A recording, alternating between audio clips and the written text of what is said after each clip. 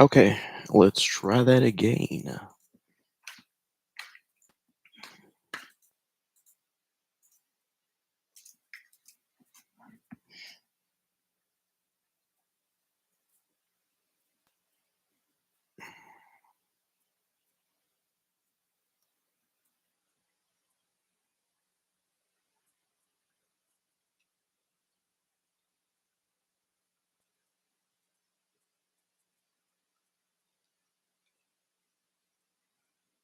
Mm, Okay.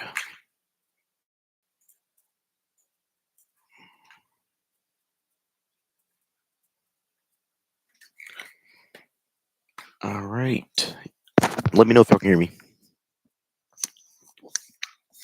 because that was the issue. That's the issue I'm keep running into is the thing that I have my computer connected to will go out, and then you won't be able to hear me because my headset is connected to that. It's like one of those little thing like dashboards or whatever.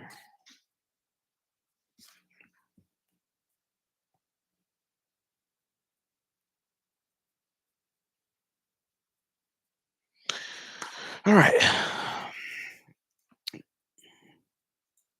Oh,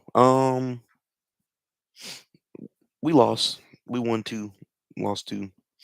We had a Jeff uh one trick, and so they started banning him after our two wins when we were going to be out of there. And so what is it? He ended up getting banned, so he was literally just trying to play anything else. Didn't even know how to ult with Cloak and Dagger, so we were set up for failure.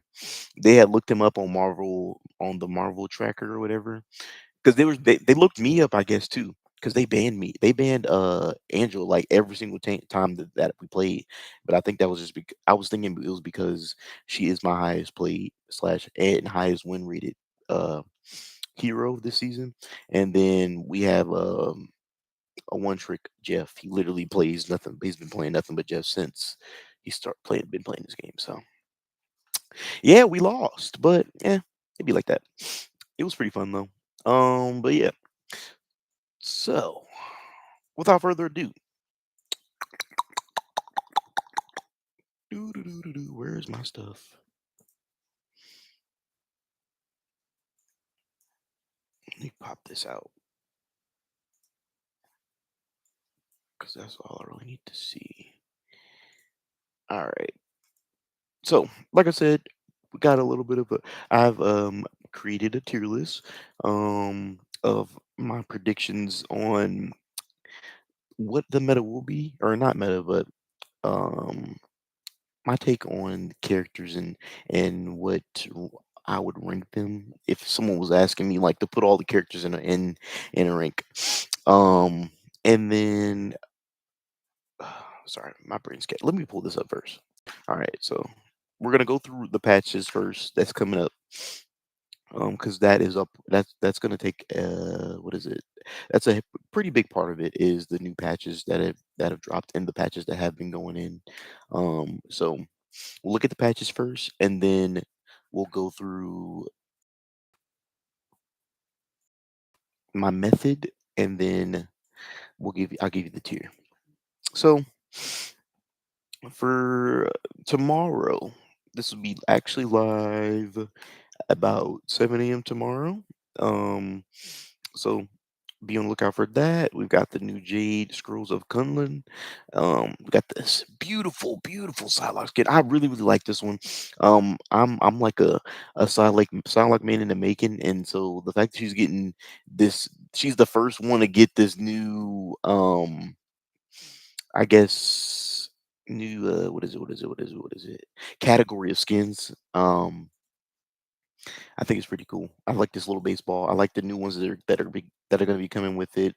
I love her little absolute cinema. They just keep pulling from the memes. Heck, there's a new Jeff spray that's actually supposed to be releasing that is also pulling from the memes too. So it's pretty cool. Um, so yeah, we're getting four new, or sorry, so three new items to the shop. There's the Daredevil costume, his 2099 one. Then there's a whole costume, and then here's alternate costume. which is classic red and kind of like that orange color. Twitch drops. Mr. Fantastic is gonna be the newest person that's gonna get one. And then they're gonna do tournament specific drops because there's a galactic skin for Rocket. That one was is for the current playoffs that are going right now. Um, which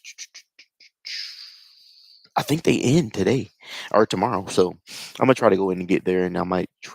If y'all feel like watching it with me, we'll go watch together and get some drops. But um starting up a new one tomorrow until the 7th of November, which is I'm guessing that's in oh yeah, new season there. I think right. Let me make sure. Let me look at my calendar. Uh, mm, mm, mm, mm. S- What is it? So new season for this one starts this Friday, and then one, two, three, four. So yeah, the 7th is actually when the new season will be here. So um excuse me, the 7th of November. So yeah. Um, basically, inactive factions will just be deaded out or whatever. Which I didn't even know that that was a thing. Honestly, that they would disband inactive factions. So I guess it's a pretty cool thing. Probably just doing that to kind of free up faction space. I don't know. Um, we got the new rank rewards. I think I have a photo of it. I don't actually, but I'll end up making a video tomorrow with everything in depth for the new season. Um, bug fixes and all that good jazz. Where's the actual patch notes? The heck? Don't you know that I love you, baby? That I need you, darling.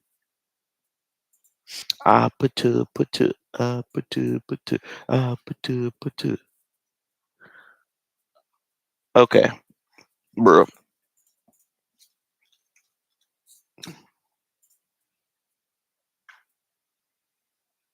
Hmm?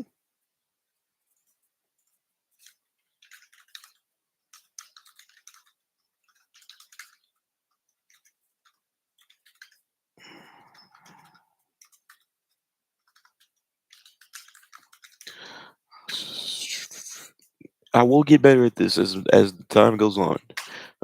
I'm still kind of new to it though, so I apologize. Uh, nope. But this nope.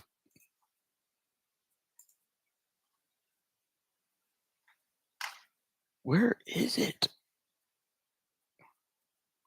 That's not 18. That's for animals free. Nah.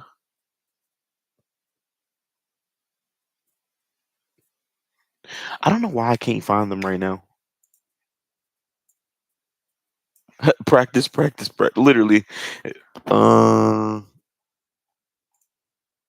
oh, maybe if I went to the balance post, I would have found it. Duh. Okay. So these are the adjustments. So we've got Angela, she's gonna like I literally predicted this. I was talking to some friends that I played a game with, and you already know, but I literally predicted this. I was like, and when she first dropped, I was like, she's just not tanky enough. I'm like, I feel like they may not give her more damage, but they will give her more bonus HP. And I was like, 'cause I feel like that the Icarus area of effect is just. I don't know. I didn't feel like it was strong enough, and so they're gonna be giving her so Angela currently gets up to 700 HP. Um, so what is it? It gives her an extra 100 HP. So after activating Divine, increases the Axis Icarus bonus HP from 30 to 40. So essentially, she'll get 10 more HP, and allies will get 5 more HP when she does it. So, um, what is it? So 10 more. She's getting up. So she's able to. I've kind of broken down a little bit to a science as I've been getting better at her. But she's able to slam down her Ickers, and she's able to do a full combo 3 times. She's able to do 4 slashes She's able to do 12 slashes in three intervals. And her slashes are four. So it's one, two, three, four. And then she ends that's when she ends up charging. So she gets to do that three times. And before it gave her 30 per hit. And so now it's gonna give her 40 per hit, which is gonna be really good as far as allowing her to be stay in the fight more and for sustain. Venom is getting pretty much he's getting a healing reduction that lasts 4 seconds. And I keep saying this, but I love how when they introduce a mechanic in the game, it does not take them long to essentially incorporate it in other kits. It's like, yeah, Blade came in with lifesteal, but like now that there was already like anti-heal in the game, which with Stranger, he was like the only one I think that had something similar to it. So, and then they were just like, okay, we're probably just gonna wait to make it a more of a universal ability. And so that's what they pretty much ended up doing is making it that. And so um Venom's ult now does the healing reduction, and I think that's actually pretty good because Venom is kind of a hit or miss, and you'll see that on my tier list. But Blade, he's getting more power, more firepower. He gets a slight boost to his offensive prowess, increases Daywalker dash secondary attack range from 4.5 to 6.5, and increase the duration of each slash speed gained. So essentially, wait, new effect landing all four whirlwind slash grants one slash speed stack. Oh yeah, he will be. So essentially, Blade is about to be like he's about to be a mini BP, and people aren't like Blade and Daredevil are gonna be like the combo to run. And I'm telling you right now, that is a walk him down team. Give me Angela, give me Blade, give me a Emma or a Strange, or who else? Yeah, you know what? Give me Blade, give me Blade, Daredevil, Jeff, Venom. Who else?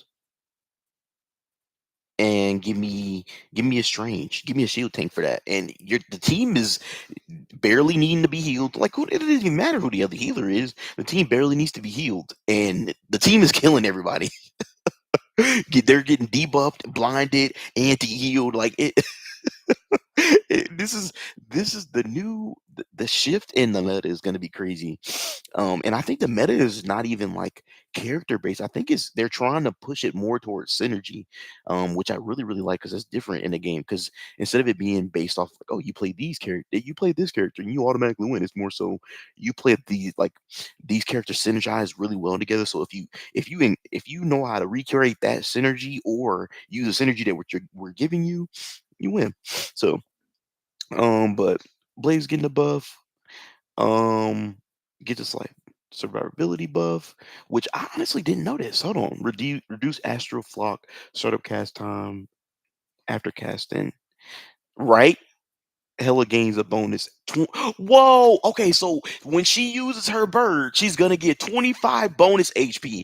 So essentially, if she's low and she's one that use that as a get out of jail free card, she also has 25 HP, 25 bonus HP to deal with. So say if she's her 1v1 potential has officially went up.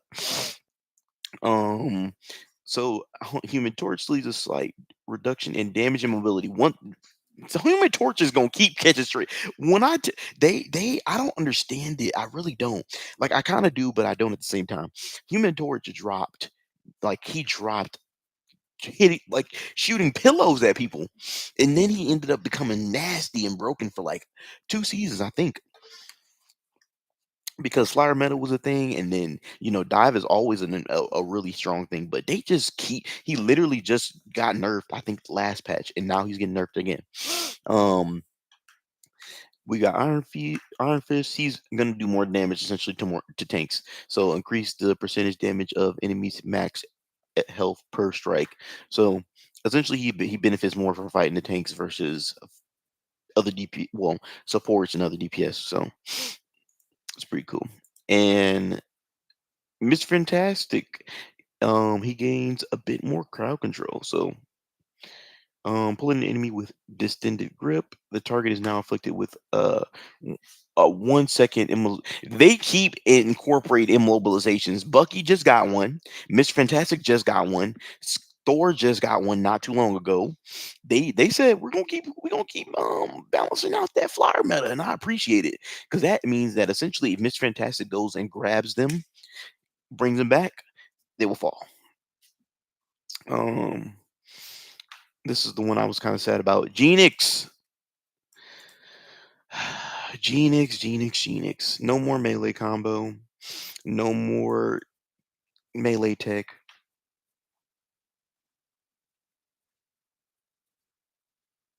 Just do a tank rework form. Yeah, just do a tank rework form. I agree. Make them more tanky.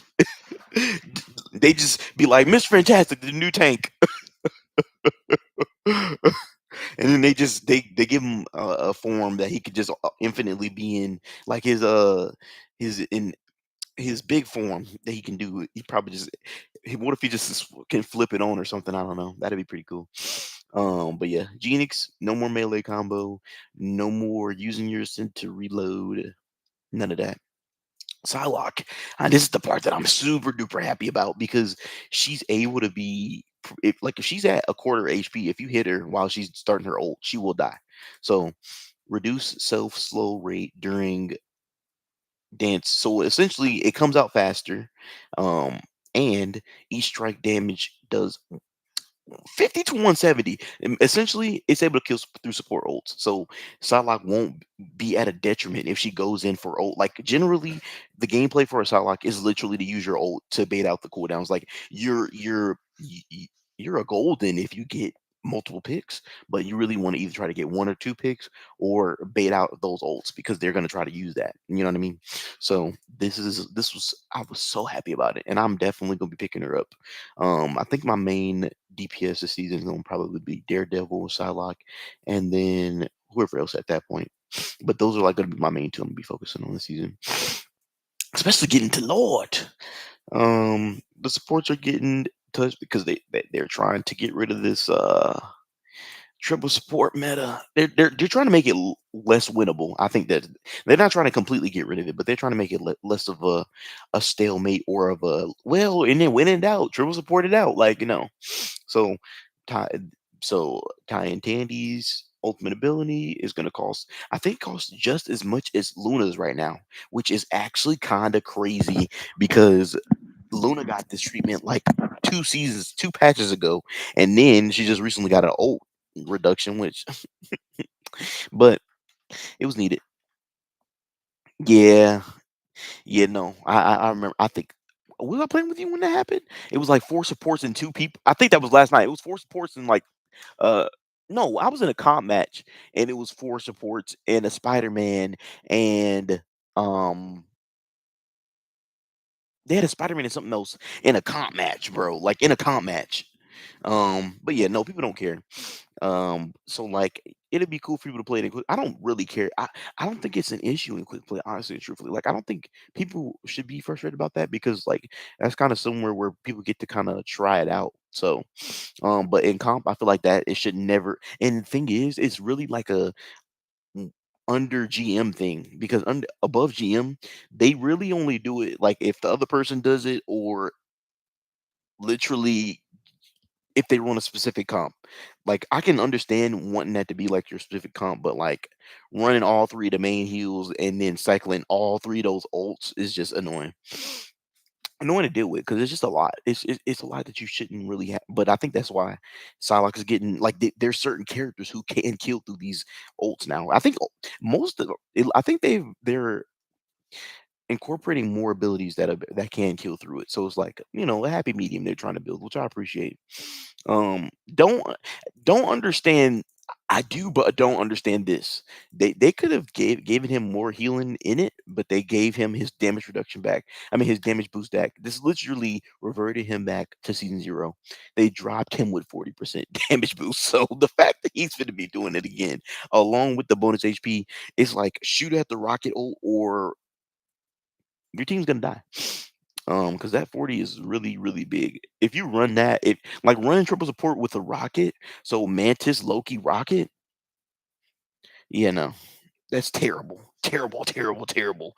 Damn it, you get 2 ults that cycle super fast, and then you get the Loki one, which is essentially the free one to use or whatever. You can steal one of the main ones on their team, main healers on their like, so that's why I'm like, triple support is not completely going away, but they're phasing out the boring part, which is, "Oh, I'm just gonna play Luna, Cloak, and Dagger, and Sue, and or Luna and Cloak, or Luna and Sue, and then throw in another one in there." You know what I mean?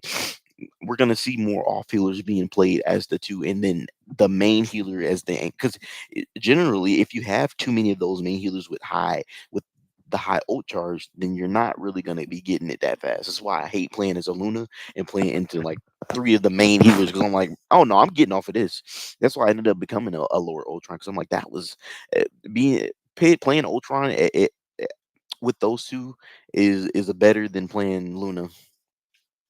If I can add him, I'm good. Yeah, he's actually gonna be more viable, I feel like, in the triple sports too. Um, I think we're probably gonna see a lot more Luna Adam. Um, because I think people who are playing Cloak and Dagger is gonna have to swap up what they do. Because I, I'm kind of glad about this. There's no reason why. I'm gonna just give y'all a sneak peek, bro. This has been since season 0. This has been the hold on. Let me just the highest win rate, the highest picked strategist in this game. This has been this literally. Why y'all ain't tell me I was sharing my? Oh wait, it probably just went away. Ha! Um, did my screen just go away?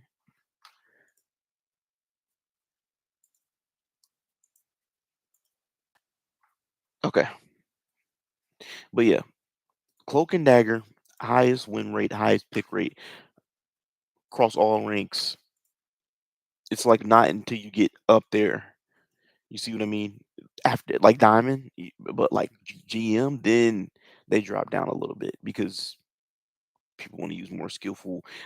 They want to use characters that require more skill that give you more value. Because yes, Cloak and Dagger is fun to play, but like, and they're pretty good. Don't get me wrong. Oh, I'm looking on PC anyways. Oh, you thought? Hold on, wait. Yep. Oh wait. Let me strategists. Yep, Cloak and Dagger. Never mind. It's literally because they're on. Yep, Cloak and Dagger's been, and this has been since season 0. Highest pick weight, highest burn weight, just because easy skill set, and you can get a lot of value if you literally just know how to manage resources.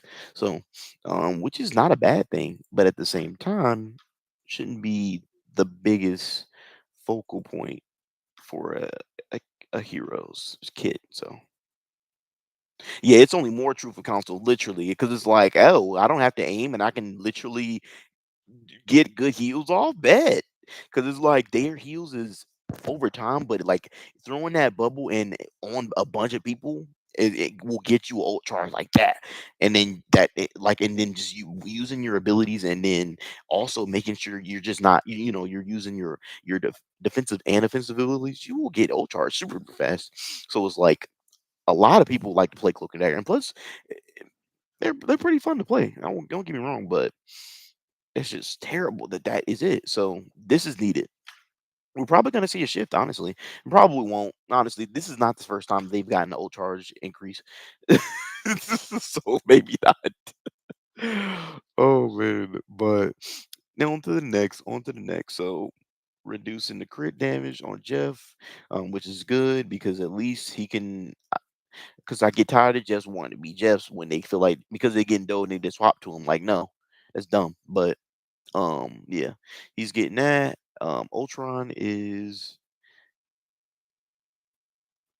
increasing his ult chart as well. Which honestly I'm not too upset about it. It's only an extra 200, so it's like no Jeff getting credit in his head. He's getting reduced crit from oblivious cuteness. So when his head is kind of like whenever he's going down and stuff like that, his head is like very very vulnerable for him to be hit. So make it so he can survive a little bit more. Because literally he's the high. Like that's crazy that he gets reduce. So yeah, he reduce the crit damage reduction from. I just realized. Wait a minute. What? They're gonna make him easier to kill. Reduce the crit damage reduction from oblivious cuteness. Wait a minute. Let me just look at something real quick.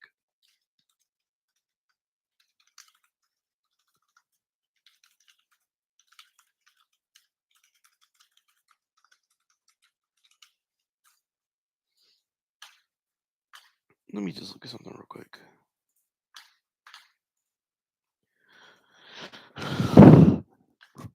Excuse me.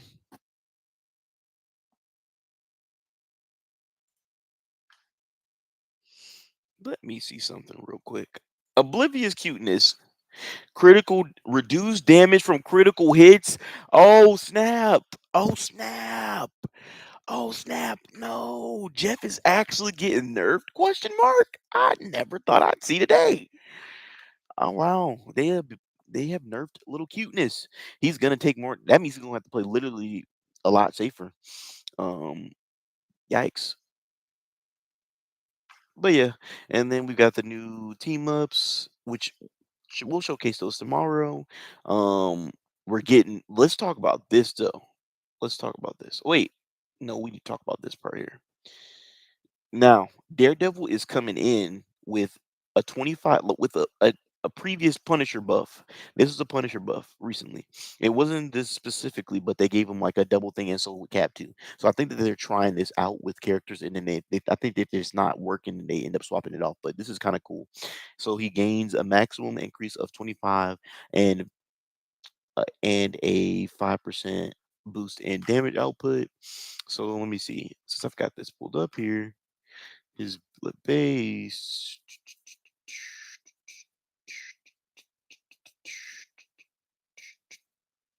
Let me see something.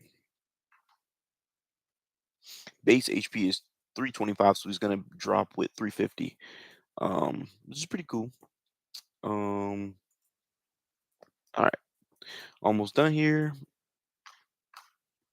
And then the Strange Scarlet Magic team up is getting they this they keep giving Strange these OP team ups and these OP links, and they just love to nerf them right out the door, man. Like, dang.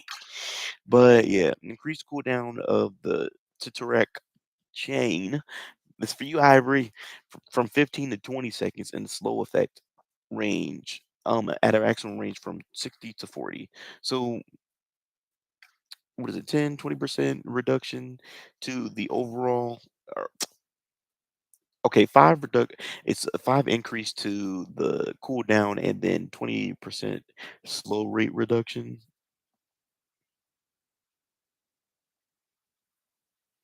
I think I'm saying that right, yeah. And then no more gamma squids that you have to deal with. Namor's officially been removed from having a squid, an extra squid ability, air quotes. Now it's like squid on death. Because before he had the ice squid, and then he got the gamma squid, and so they were like giving him three. It's actually gotten a lot worse.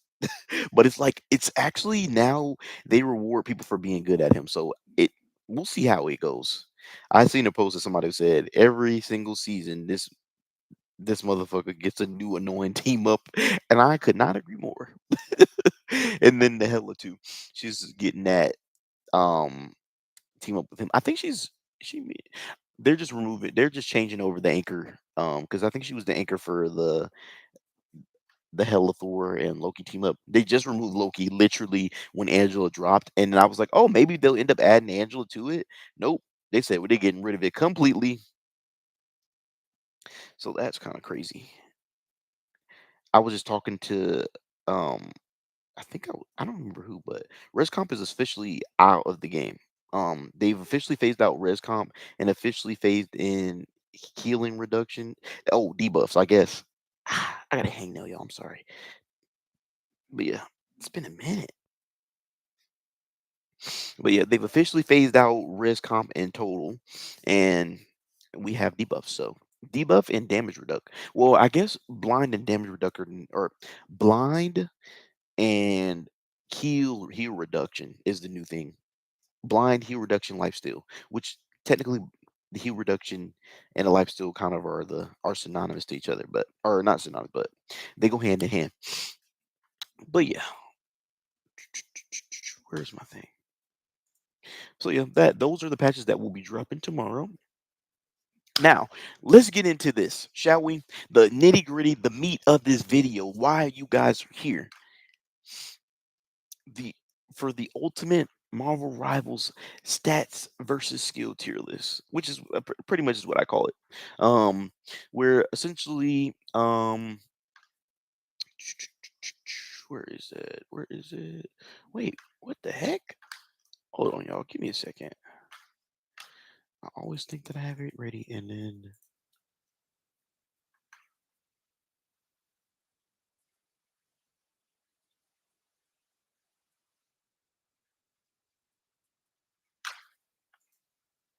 mm, I want it open. Okay, there we go. Uh,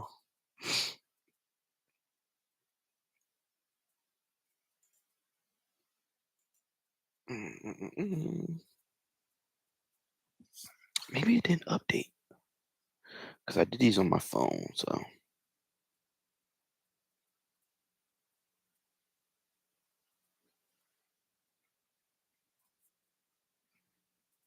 okay, okay. But anyways, whatever. Um,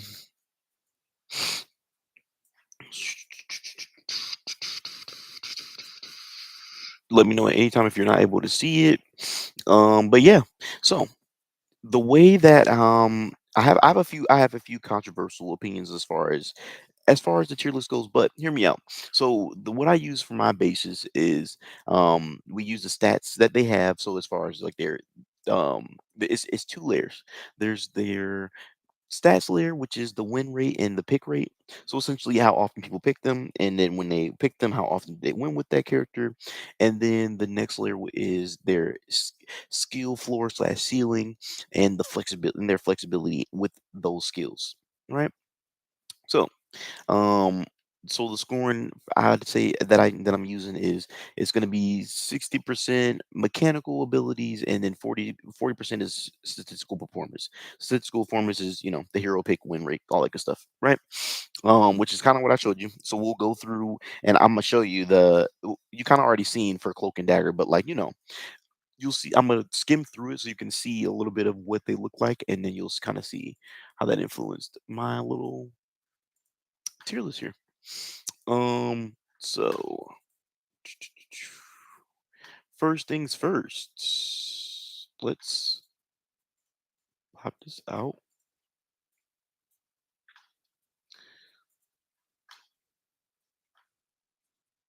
and let's. Can I?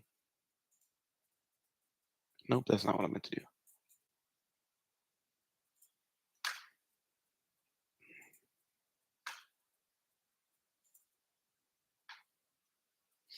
To the right, and then to the left. Then now just to check on my phone to make sure you guys can still see me and the streamies. Okay, let me go back to it real quick.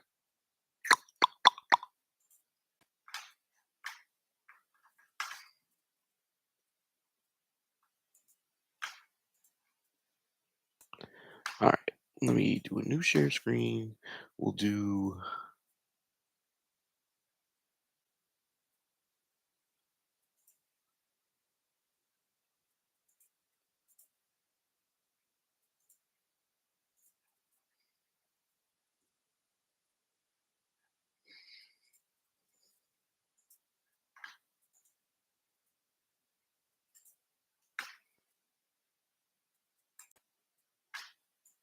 Cool. All right.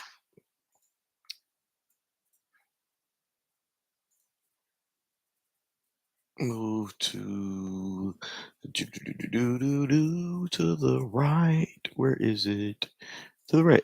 And then where's the other? Where's the other? Where's the other? Where's the other? Where's the other? Where's the other? Oh no. Mm, oh my goodness. Could we do it from here then? No.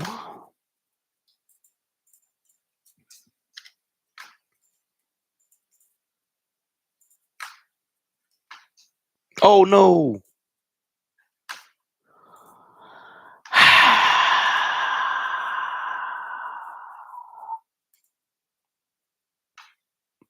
There we go.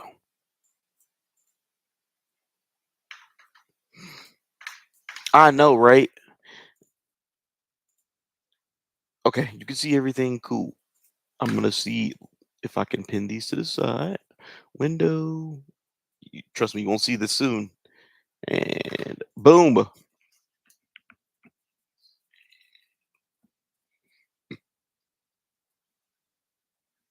Oh, I pinned the wrong thing.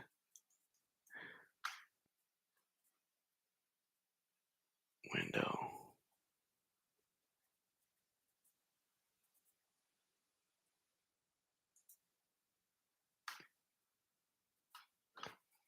Where is it? Here. Got it.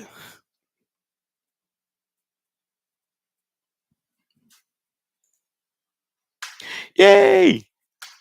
I did it. Let's get rid of that. Let's get rid of that. This can go too. That's all I need. Cool. Thank you. Thank you. Thank you. All right. So, oh boy, I'm gonna have to use my notes on my phone then, because I have these things kind of written out because ADHD and stuff. You already know. So yeah. Um, man, I wish I had my second screen working.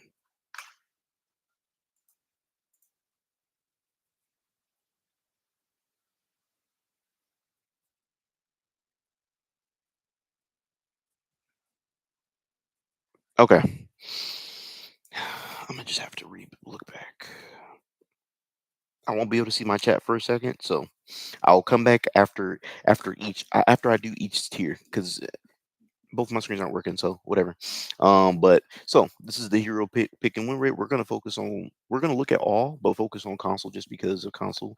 And mine is based off not based off of console, but um it's really just dependent on who's playing the characters in general. So that's why it's a little controversial. But also, whereas like your favorite streamers would probably rank Hulk as like maybe maybe a or S tier. I'd probably rank him a B tier, and you'll see here why. Um, so without further ado, let's dive into it. So first on our list we have Magic, the good old Dog Childs, and so the way we're gonna do this is come on. Okay, whatever. Magic. No, I have to do it from here. Heroes.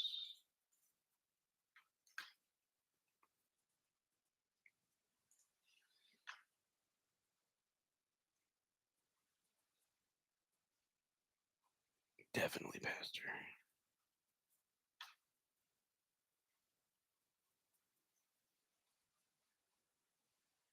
Magic. First on the docket is Magic. So I'm gonna put Magic. Oh man. Oh, you butt. I could still see you.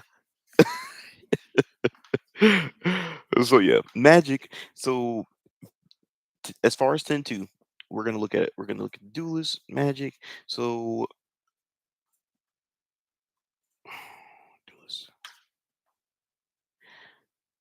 currently has a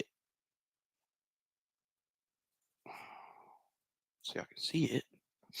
Currently has 7.34 pick and win rate on console and a 5 point a 58% win rate, almost a 60% win rate. So it's like the people that are picked, she's not picked heavier than them on console. Let me see. Even let me look at PC too.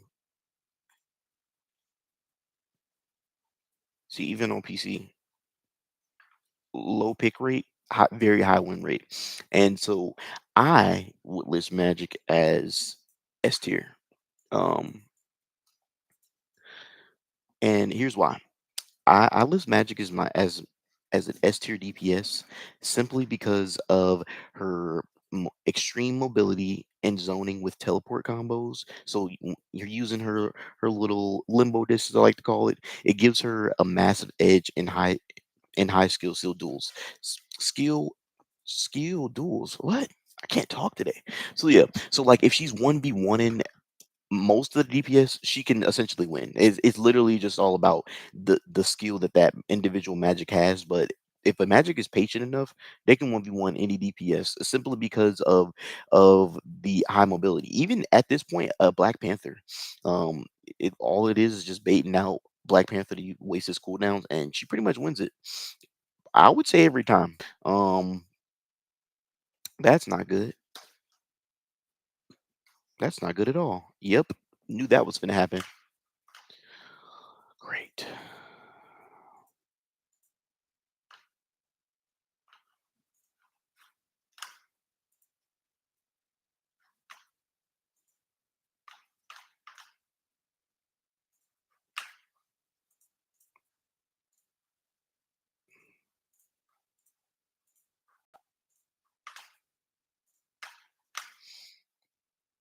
Boop. And I know now belong to some. You know what? This is going to be a cluster fuck, guys, but just bear with me here.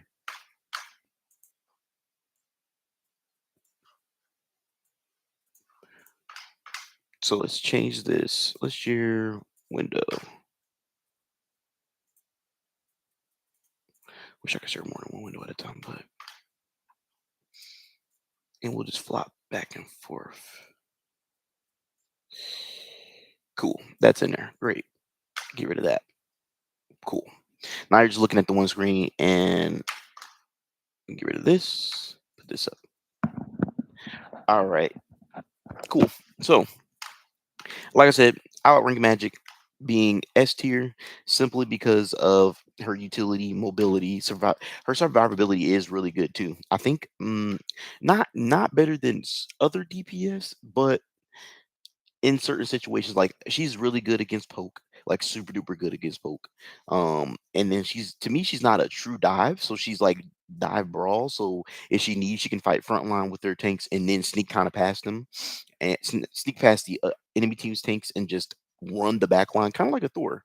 Um, so that is where I would rank Miss Magic Ductite.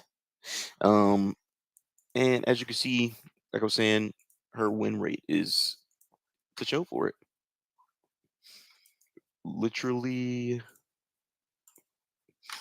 highest win rated DPS. Literally. PC, the next person probably would be Mr. Fantastic, but he's not even played like that. And then let's see, that was what is it? Console? Let's do PC.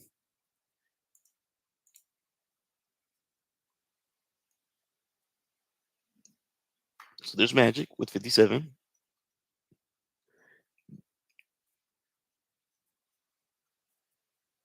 Storm 55. Yep. The next one will be Storm, and Storm is literally just played with Jeff Nato. I can guarantee you. Look at that. 2% win rate. That's a Jeff Nato all day Storm. Like that's literally Jeff Nato. So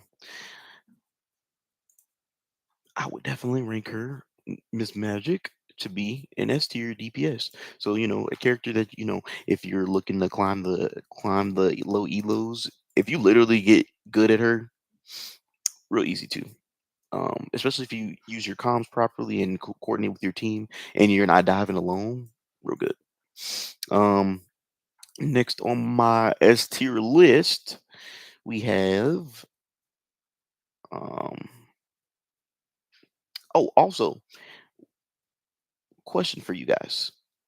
Do you think Magic's extreme power, her power level, justifies the mechanical effort, or is it too rewarding for every level of play? Like, do you think that her being S tier, but having because I don't think I think she might be a 3-star DPS, and they've made it a little bit easier to get. Yeah, she's three-star DPS, so it's like a 3-star DPS that's S tier. So it's like, you know what I mean. Do you guys think that a 3-star DPS should be that powerful, or do you think they should turn her down? You can type it in the comments and we can discuss it. But on to the next one. Next on my list, we have you either roll or explode, pretty much. I hate playing against Iron Man as a magic. Let's see here. So, where is it? Where is he? Rocket, Rocket, Rocket. Next on the list, Rocket as being the next S tier character.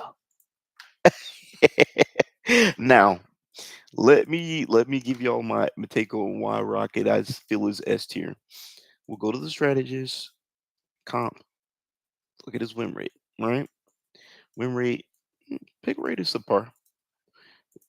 Go here, strategist, all ranks, win rate. Right here, I think Mantis is catching up to him and that's on PC. That's people who have the easy aim. So it's like Mantis is catching up, but Rocket, you know what I mean? Top, top win rate character. And the reason why I feel like and the reason why I place him in S tier, is because this is a a low skill floor character that literally maintains consistency. And he has a high impact on high DPS for strategists. Just a lot of people, not a lot of people use his gun, I think not a lot of people think that it's strong, and I think also because it's a projectile and not a hit scan gun, they just don't really try to use it. But his gun puts out like a lot of damage, and if I'm not mistaken, he has a headshot multiplier. So it's like if you get crits, if I'm not mistaken, I can let me double check actually,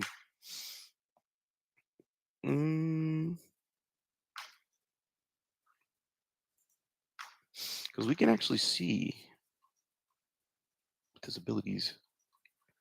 Where's the rocket? Raccoon.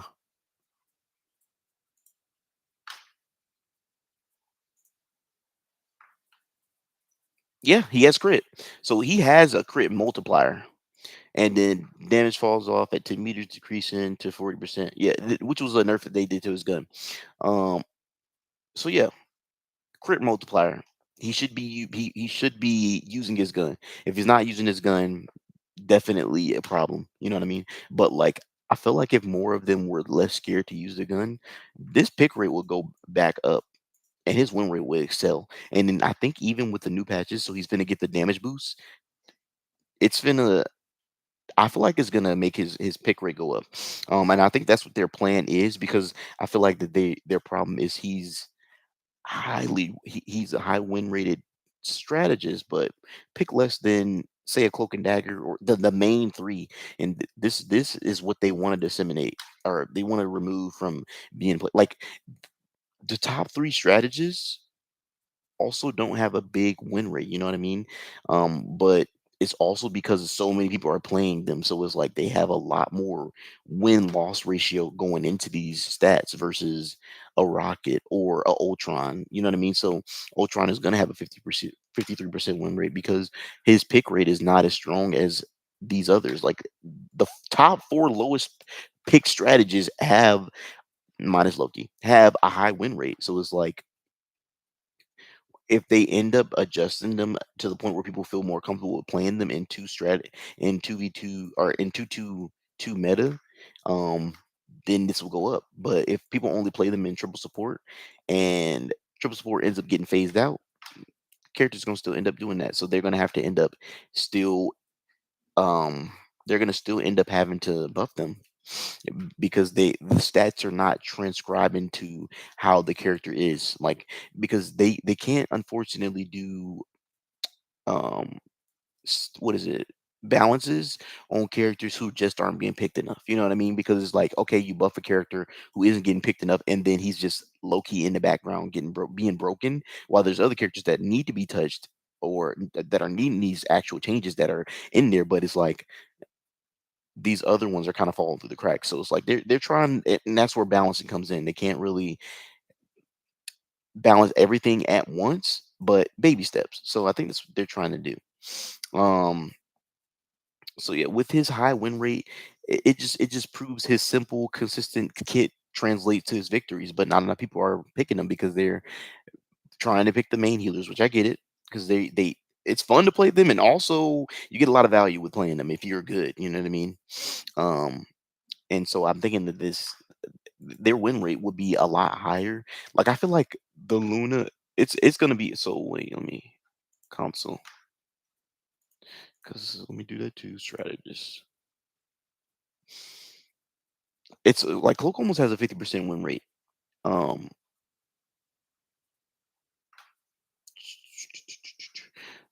yeah. So, and I feel like it's just because Luna has this low win rate because not a lot of people are able to aim, unfortunately, and her pick rate has went down too.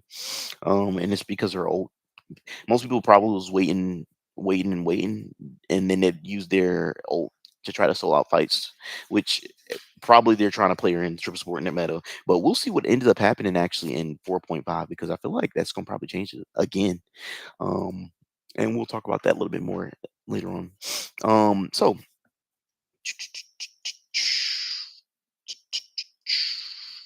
my question is, do you guys believe that Rocket is the poster child for easy to play, hard to punish, or should a hero such with such a low mechanical skill floor be allowed to sit in the highest tier?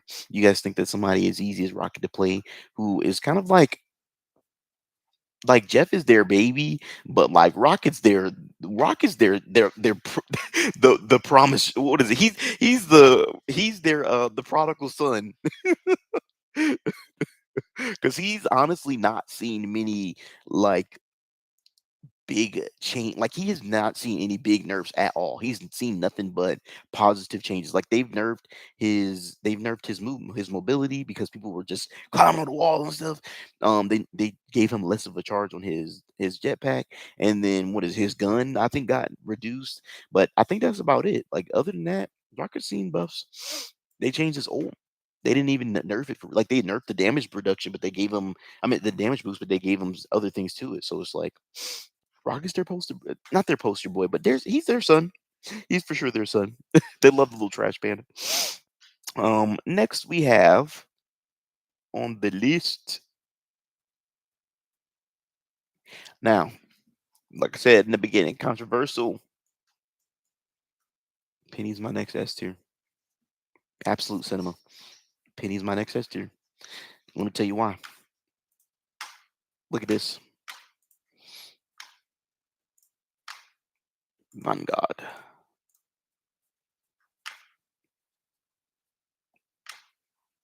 Look at Penny. 55% win rate. That's on PC. Now, you see a low pick rate though, right? highest win highest win rated deep tank in on PC, right? Let's go to console. Vanguards. Where's Panay? 55. Highest. The next up is Hulk. And then after that, Angela and Thor. But Penny, highest win rated tank in across all platforms, across all ranks. Let me see. Let me just even look further. higher elos. She has a 60% win rate in Celestial above all. Let me see. And there's not a lot of people that's up there too. So 58. And like, come on. She brings to the table so much. Her reliable toolkit with easy to execute combos and consistent pressure and heavy damage output, and her high win rate showcasing how her dependability on her mechanics and consistency to outperform the competition. Like, she literally can outperform all the tanks, and it's not even just because of like the other tanks have really have way better abilities as far as tanking goes, but a good penny is a penny that is seen. She's seen on kill feed and not seen. You know what I mean? Like, you might see her for a bit, but a lot of pennies have been incorporating their flank routes, playing her more on attack too. A lot of pennies, even without the rocket team up, and I feel like the rocket penny composition itself is literally it has the highest win rate at synergy based off of their win rates as individuals. You know what I mean? Because you play those two together, those are two S tier, in my opinion, two S tier characters that you can literally carry lobbies with. Now it becomes situational when they start to counter, but even then, um, if a penny like so the only thing that I could see countering them is like really hard is a Jean, because Jean, all she's gonna do is she's gonna pop her ult to destroy all the deployables that you're putting out. But if you literally get rid of the deployables and hold out rocket ult until you see a Jean pop hers, because if she's waiting for you to pop yours, she's wasting her time. You know what I mean? Especially because yours can is not it's a game change.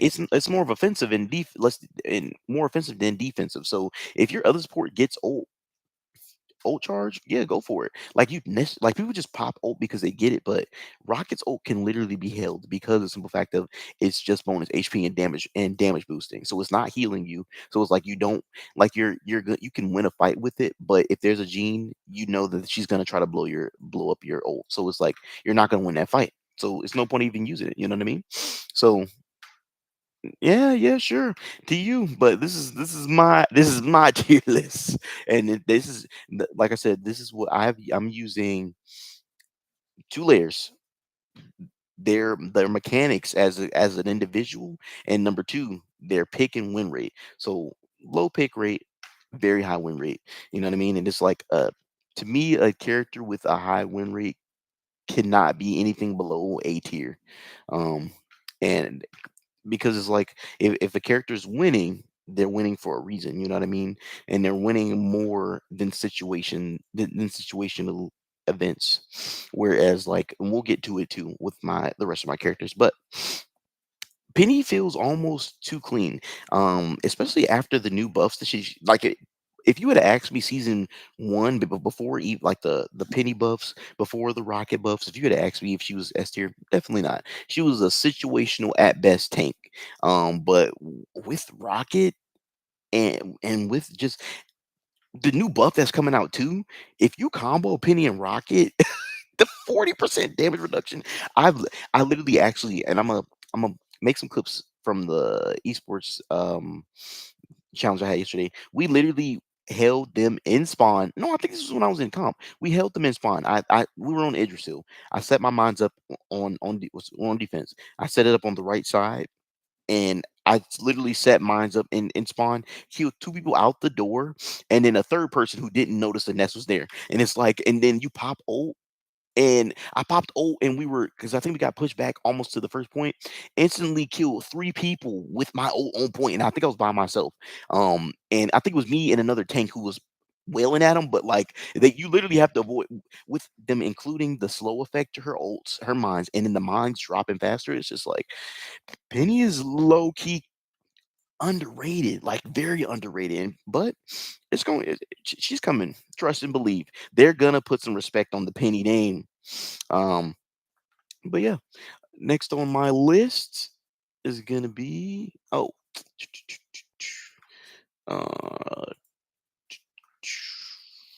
let's see here. Who's this?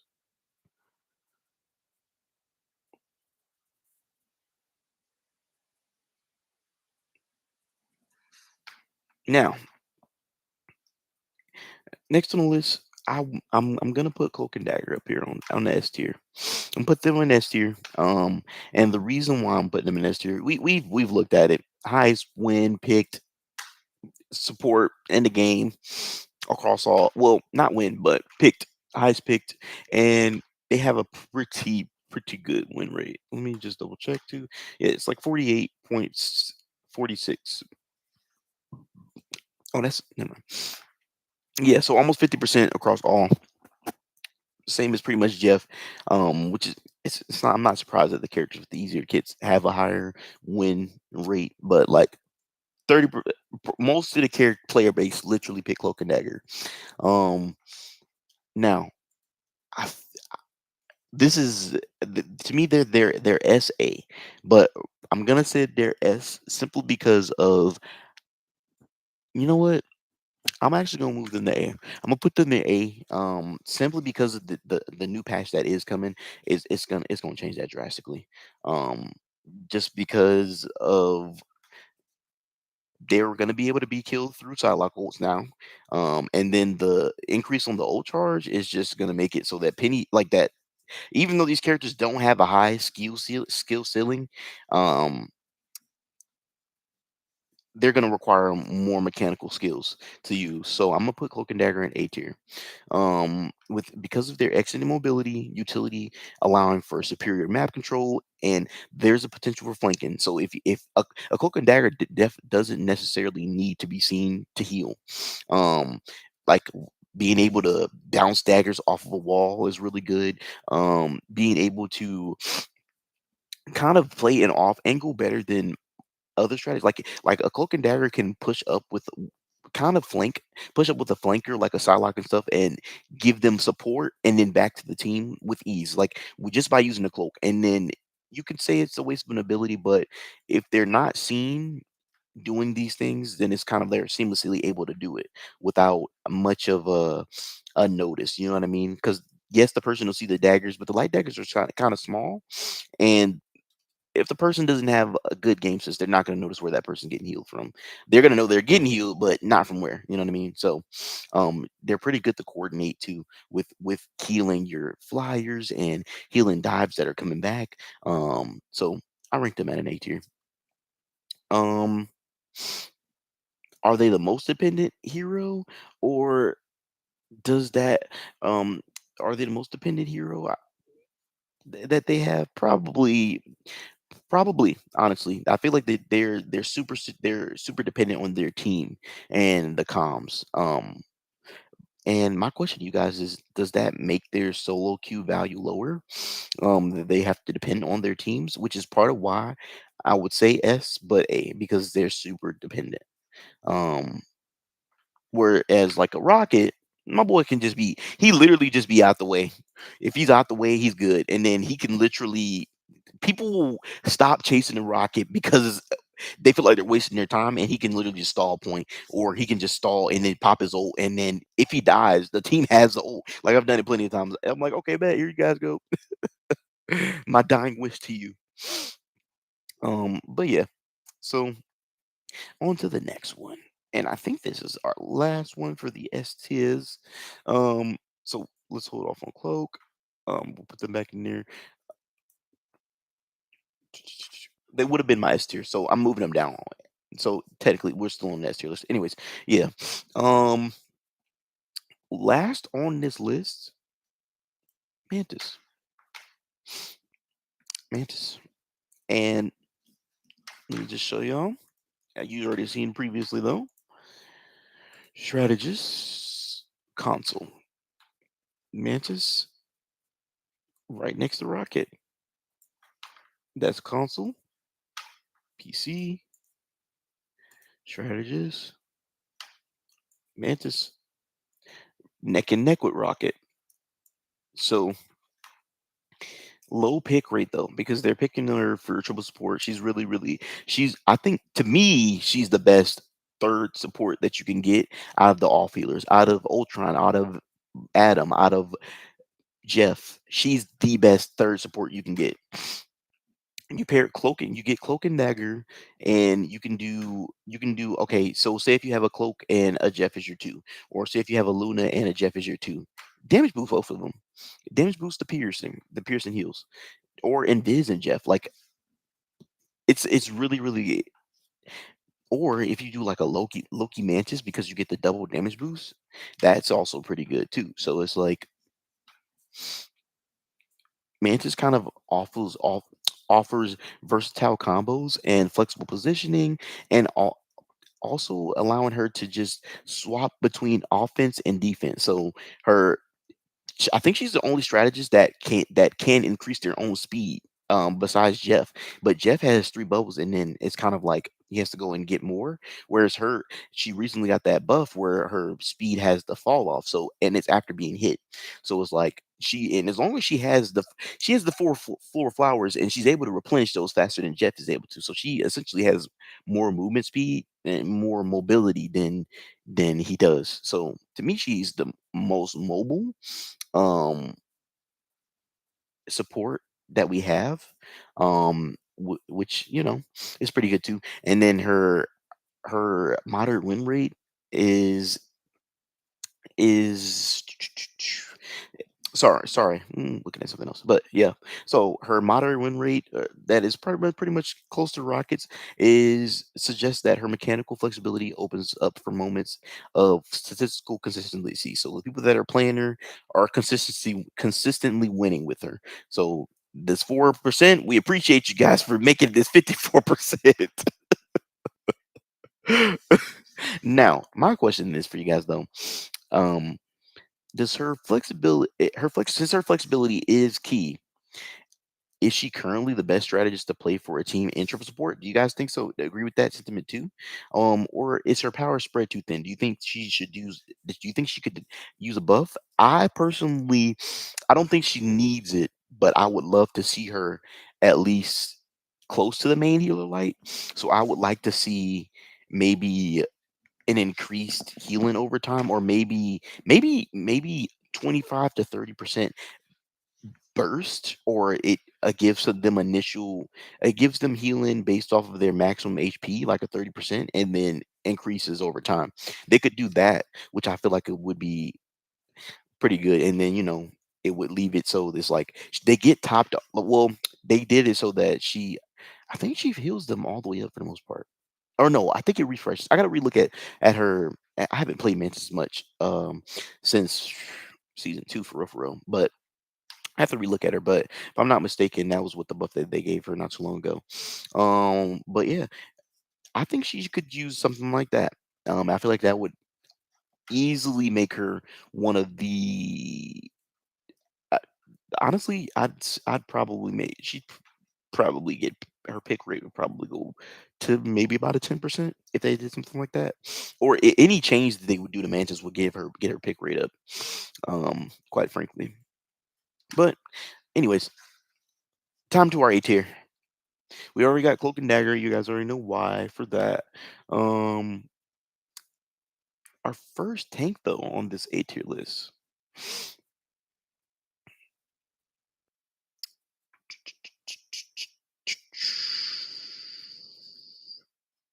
You know what? I'm gonna revamp this actually. Um, where is he? Oh, Magneto. Magneto. Let's talk about Mag. Mag used to be. He's went through a lot. Mag used to be kind of like not viable to like really viable. He used to be a glorified team up anchor. Like they used to just use him for that doggone sword that he got from Wanda, and then he ended up getting the team up with Emma, which has allotted for a lot more play for him, and a lot more mechanics for him at his disposable at his disposable disposal. So I really enjoy that about Mag, but I'm gonna unfortunately have to rank him at A tier, and this is part of this is literally based off of people that I can't come in contact with, whether they be on PC, console, and their reasoning of why they don't play Mag. They're like, "Oh yeah, he's really really good. Like he's a really good tank to play." But I don't play him because this that. Right? Let's go into this first. PC Duelist or no Vanguards. Really high pick rate. Really high pick rate, right? But look at this win rate. 47%. 47.55, which is higher than Thing, but lower than Groot. You know what I mean?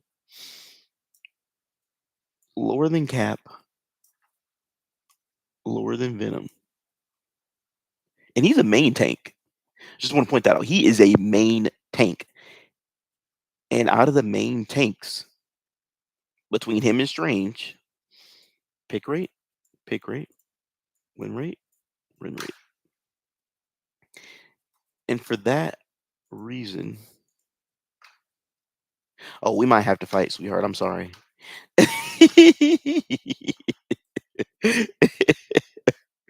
um, so yeah, I'm gonna put Mag there. Um, Mag, love Mag, really, really do. But my gripes with him, he needs more mobility. To me, I would rather play Strange any time of day, week, moment, second.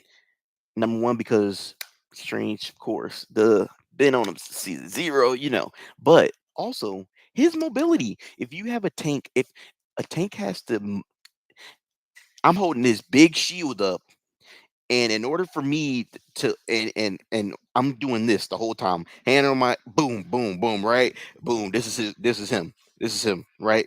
Whereas Strange, he could do this and then go this. He could do this, and you know what I mean. So it's like he has, and then his, you know what I mean. He has a melee. Whereas Mag, doop, doop, doop. uh, you know what I mean? That's his melee. That's him. You know what I mean? So it's like his moves are so choreographed. It's just like, okay, so I'm gonna just move past you, or I'm just gonna grab you because he can be grabbed by Emma through his little curtain. Like, of course, they can all be grabbed, but it's like then you're just resetting his cool. You know what I mean? He's gonna have to wait for his curtain to come back up. Whereas Strange, as long as he's got some charge back on that piece, back up. You know what I mean? And that is what makes the difference. You know what I mean? So I'm I rank Strange higher than Mag, but they're gonna be on the same tier. Just because of the counters that they have to them. Number one, it makes it so that they don't sit in S tier like the whole entire time. Like they teeter totter, like Mag and Strange teeter totter between S and A tier indefinitely, and it just really depends on who's playing them, what situation, what rank, what their composition is. Because Mag is better in certain situations, whereas Strange is better in certain situations. You know what I mean? And so yeah, with a win rate of 47%, making him the definition of skill over stats. Magneto is the ultimate I know better than the stats hero. If you main him, what's one thing everyone gets wrong about this kid? I don't main him, but some things that I know that which prevents him from being there is people don't utilize that. Like people don't know that his team up with Emma gives him more mechanics that he to his disposable.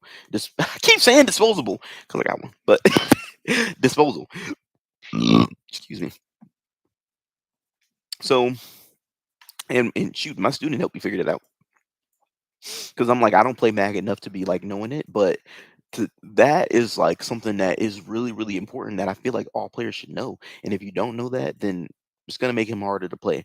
And then also people just don't like the idea of having to shoot at people's feet as a tank. I think they'd rather just shoot at their body or hit them, melee weave into them.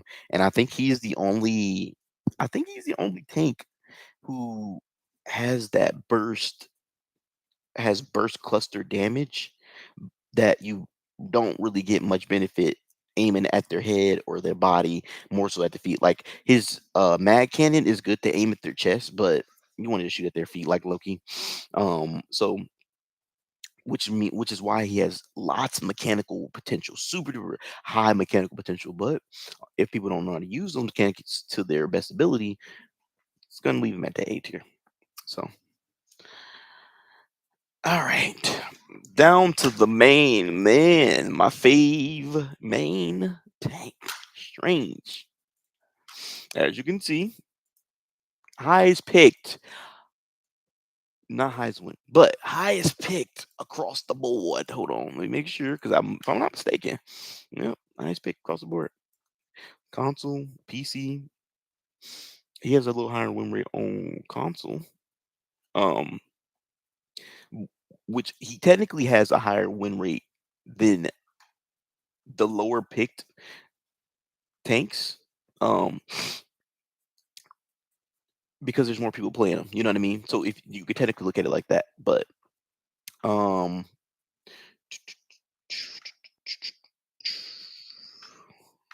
yeah. Sorry, I got lost in in thinking about the next thing I'm about to say. But yeah, so Strange brings to the table strong utility, lots of zoning tools. He has a moderate skill ceiling slash forward floor, so it's like not. It doesn't take a lot of mechanical skills to be a good Strange. And he a high ultimate ceiling for playmaking. So like that's why I always call myself the playmaking Strange. Um, and whenever I get on Strange, I'm like playmaker Strange is in the building because like he can turn a fight upside down simply with that. Wait, the Eye of Agamotto.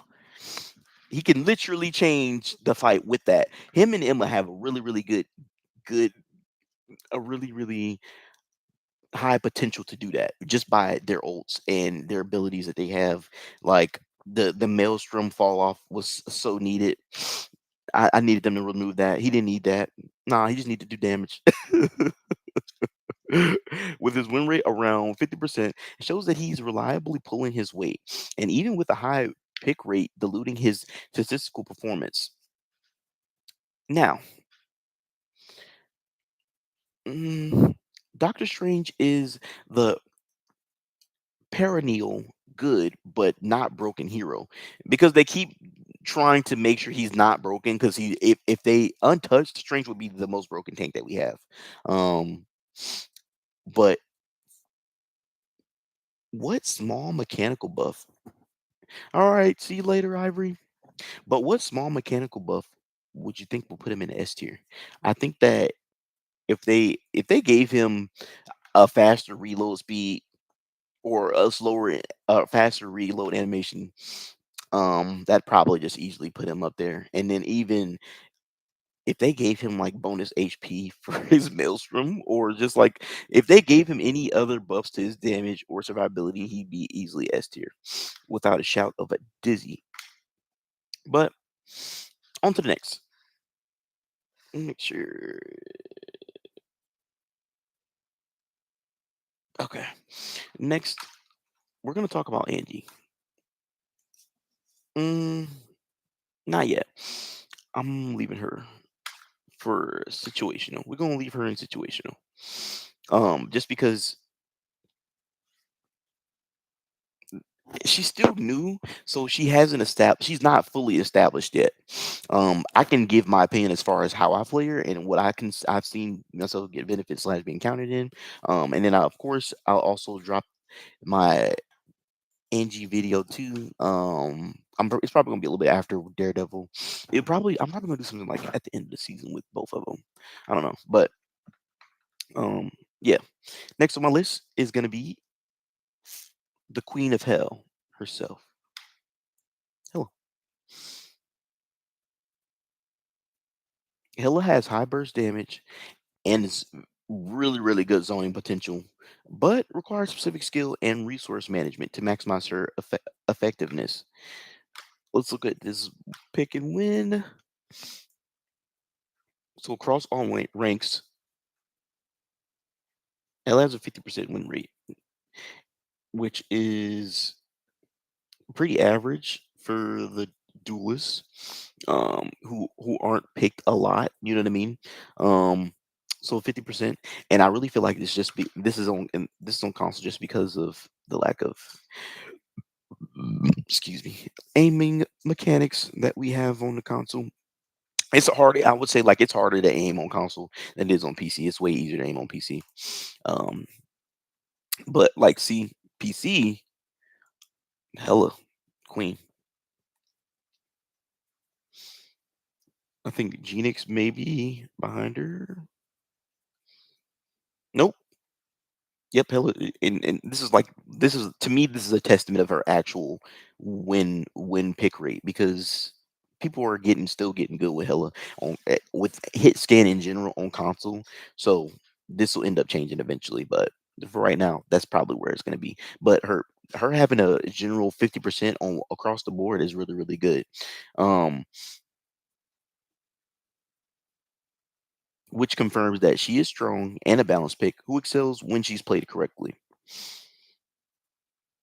She used to be S tier, I feel like, when she dropped, but they ended up having to nerf her a bit because she used to one I think if I'm not mistaken, she used to one tap headshot and it used to be so annoying walking out of a I remember walking out of Yggdrasil's spawn doors and getting dinked in my freaking forehead by Helen. I was like, "What the heck was that?" So, I tell it for you. Do you think that what do you guys think would happen if they end up with all the characters that will end up getting maybe by the end of year 2? If what if they end up reverting her back to season 0? Do y'all think she'd still be broken S tier, or do you think she'd have enough counters that they probably would be like, "Ah, she's okay." Um, I think that she probably would still be broken. Just saying, but yeah.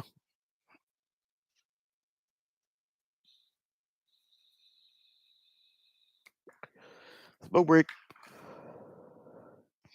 But yeah. So on to the next. Next up, one of my favorite healers, Sue. Invisible Woman, with her excellent crowd control and positioning tools offering strong defensive and offensive utility to control the objective. With that new buff that she's gotten with her ult, it has easily moved her up to A. She used to be B, not gonna lie, she used to be B tier. It's because like you kind of want to just throw your ult on the team and then go walk away, be safe because like you're gonna die. You would literally die in your ult, real simply. Like they will focus you super hard because people were able to walk in and out of it and be untouched. Like if they walked in as a team, I literally remember when Sue first dropped in her ult, and my comms to people would be, "We have to decide if we're gonna fight in it or out of it. We can't split because you can't see inside of it." But with Daredevil dropping, it's like easier to see her at least in it. I think you're able to see everybody in it actually. So you can kind of be like, okay, we should fight it or we shouldn't fight in it. You know what I mean? So that's why I'm nervous about Daredevil because he's gonna require comms and people don't use those positively. So and you know it's gonna be a lot of insta locks tomorrow. So but yeah, her win rate is about on console 48.61 on PC. It's 48-21, so it's pretty even across the board, and she has a high pick rate as well. So not super duper biased in the people that are playing her. So it's like majority of the people that are playing her are getting the wins that they need to see.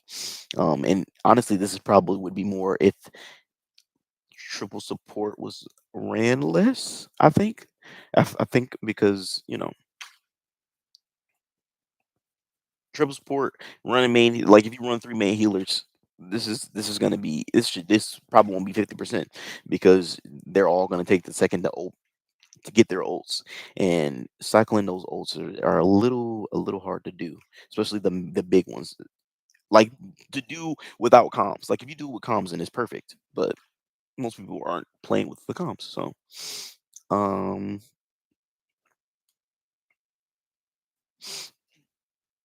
So her win rate shows a struggle to translate mechanical power into victories, suggesting that dependency on team up on her team being there to support her. So she's kind of another one of those heroes that like Cloak and Dagger, depending on her team, except for I think Sue is a little bit she's more dependent on her team peeling and no and being near her, because if she's not near her team, like, she has to be mid-range to heal, and when she's if she's too close on the team, she's easy to kinda pick off, because if you damage her as soon as she jumps, then she could still be seen, and then it's like she's kinda, like, in the open, but Asu was able to kinda, like, get in and get out, you know what I mean? So she's kind of dependent on her team noticing that knowing that she's there and following up with her. So, like, yeah, my brain's getting scattered. I apologize, y'all.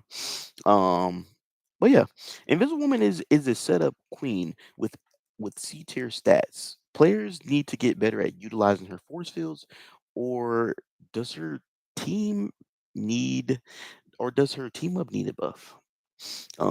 So as far as like, does she need something more for herself? Because the team up she gives is actually towards Reed and to the four, but does she need something for herself? Do you guys think? I think an ability that I would like to see on Invis, or a new effect, would be increased slow effect.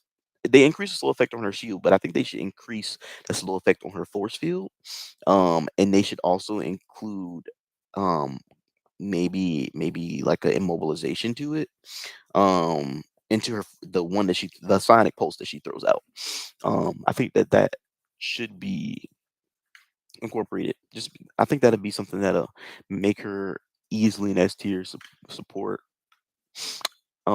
So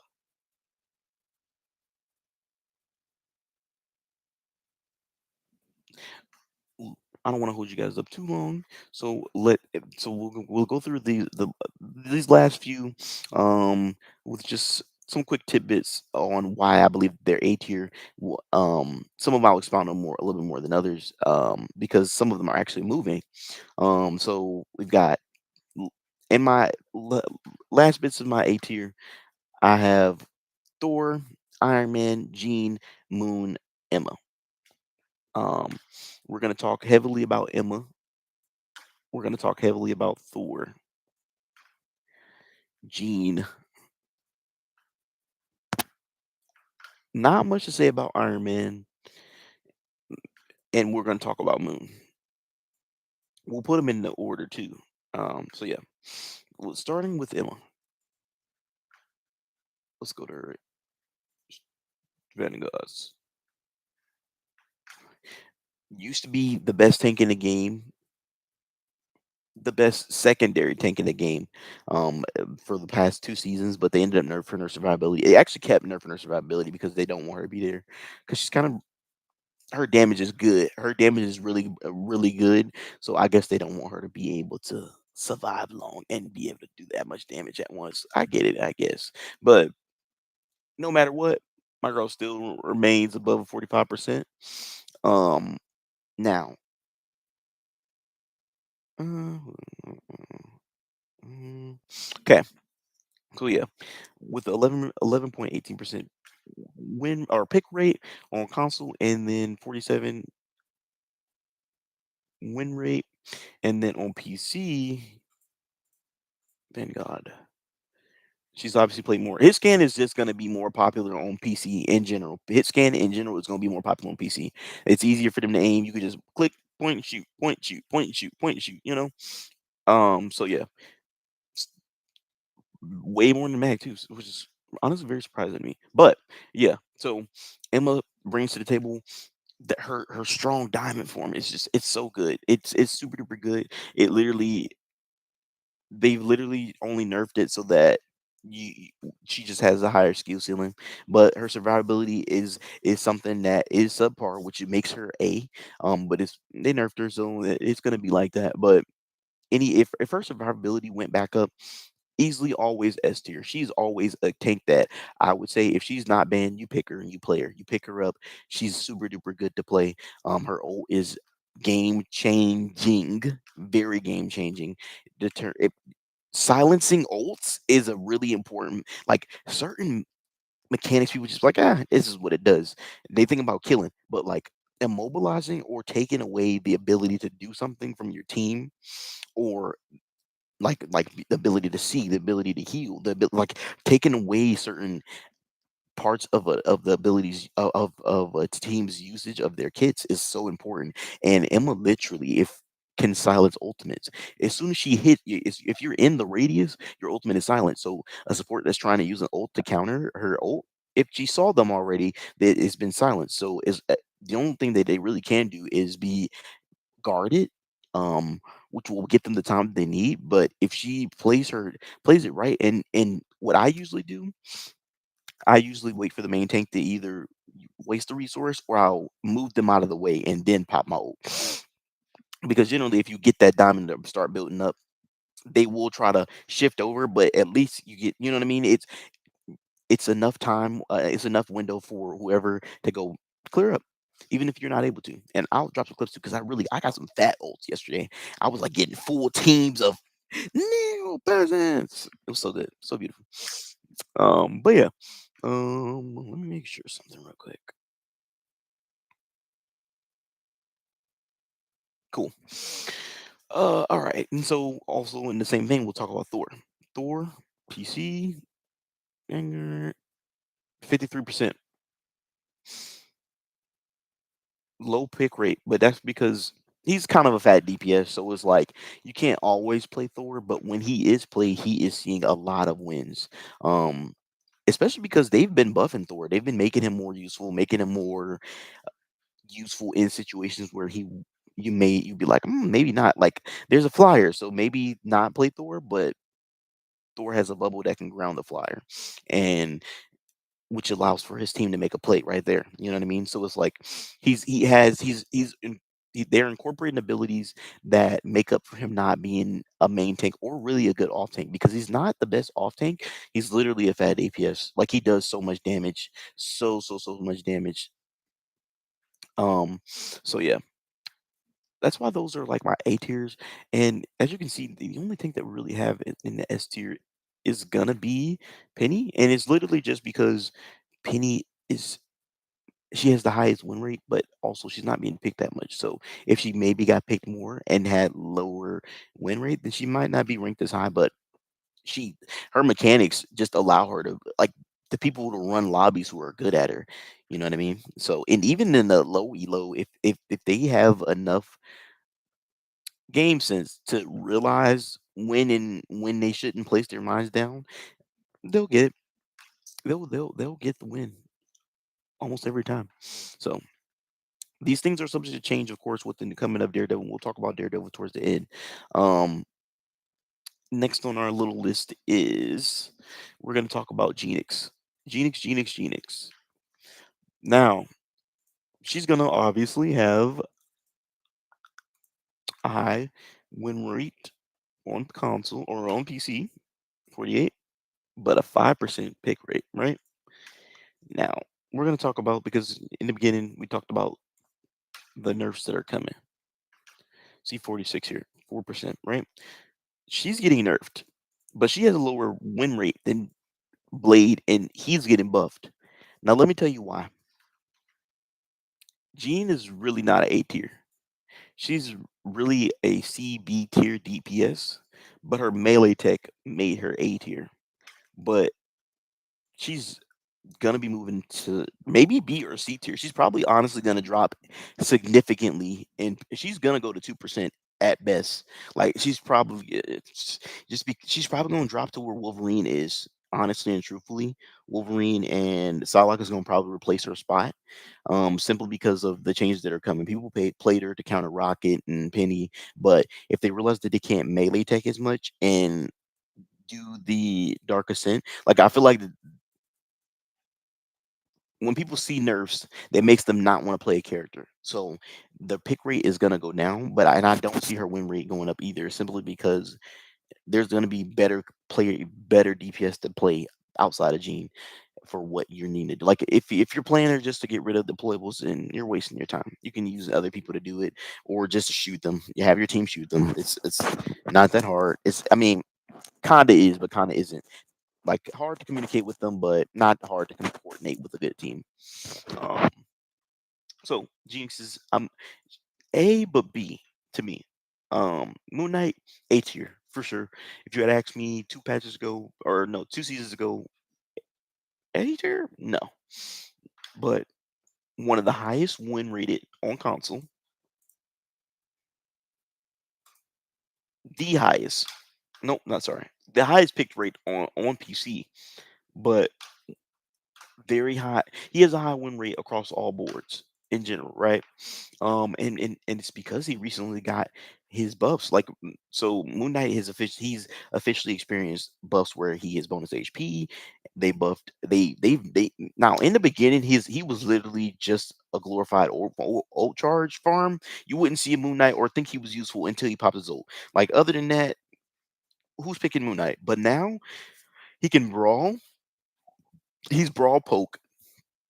His 1v1 potential has went up.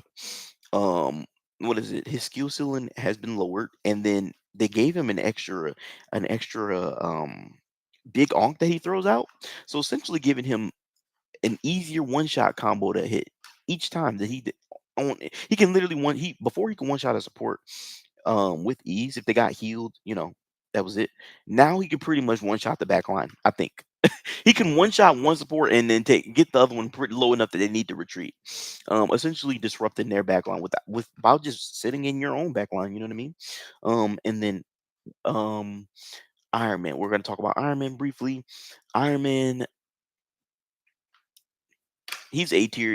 He's experienced some changes, kind of along with Moon Knight. He's like a A B to me. Hella counters him, so he's AB, but as far as flyers go, he's the best one to pick. Iron Man is literally the best flyer to pick out of the all three of them, and that is mostly my personal opinion. But let's look here. Let's look here. We've got Iron Man here, 51. Human Torch, 49. Storm, 55. This is Jeff Nato. We're not even gonna pay attention to that. But you see, pick rated low, pick rated high, and a win rate. So it's like they're playing those flyers situation. And we'll get to Johnny in a second, which is I don't know why he's getting nerfed because he's already kind of like but the good ones are good, I guess. But let me see here. Oh, Duelist. So Iron Man, 50%.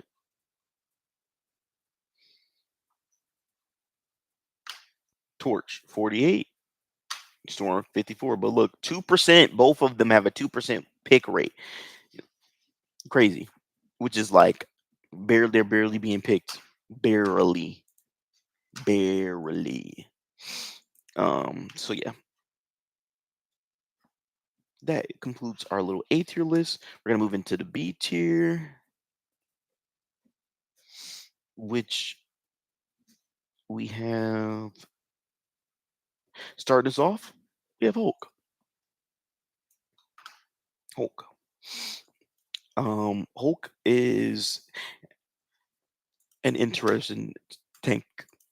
He's really, really good. Don't get me wrong, he's super good, but he's sorry. He's super good. He has high melee damage, limited by his low. But he sorry, he has high melee damage, but words. He has high melee damage, but he's limited by his low universal movement slash mobility, which is him having to kind of like his B hopping is kind of like one. It's a vector like this. So every time he has to hop like this, right? And it's kind of like a slow build up to it. Where there's other off tanks who are a little bit more mobile than him, like Captain America or like Venom. Um, or even kind of like Thing is a little bit more. No, he has more mobility than Thing. But like Thor has a lot of mobility. Angela, so it's like you know, so there's not a lot of universal mobility in his kit. And it just requires setup to be if set up for him to be super duper effective with a win rate at about 54, 53, which is excellent, but mechanical inflexibility pulls him down to B tier, unfortunately. To me. So I, f- I feel like things that would make so Hulk used to be with Strange, like they used to be really broken together, but when people got good at Hulk, they had to end up nerfing him. And so now he has a high skill ceiling. And then he's really dependent on his team, but like a really good Hulk just doesn't die. So it's like he's AB indefinitely. He's like a high B tier, whereas Gene is probably a little bit under him. Um, so yeah, I feel like he just fought for just shy of being neck and neck with Thor. I think yeah, yeah. So on to the next one. We've got Captain America. Now, literally, some of these characters would be higher, but they literally just got nerfed. So it is caused for them to change drastically. It doesn't change the fact that they are still have those capabilities of being like Cap is easily an A tier tank. Um, S tier dive, but A tier tank. And let me tell you why.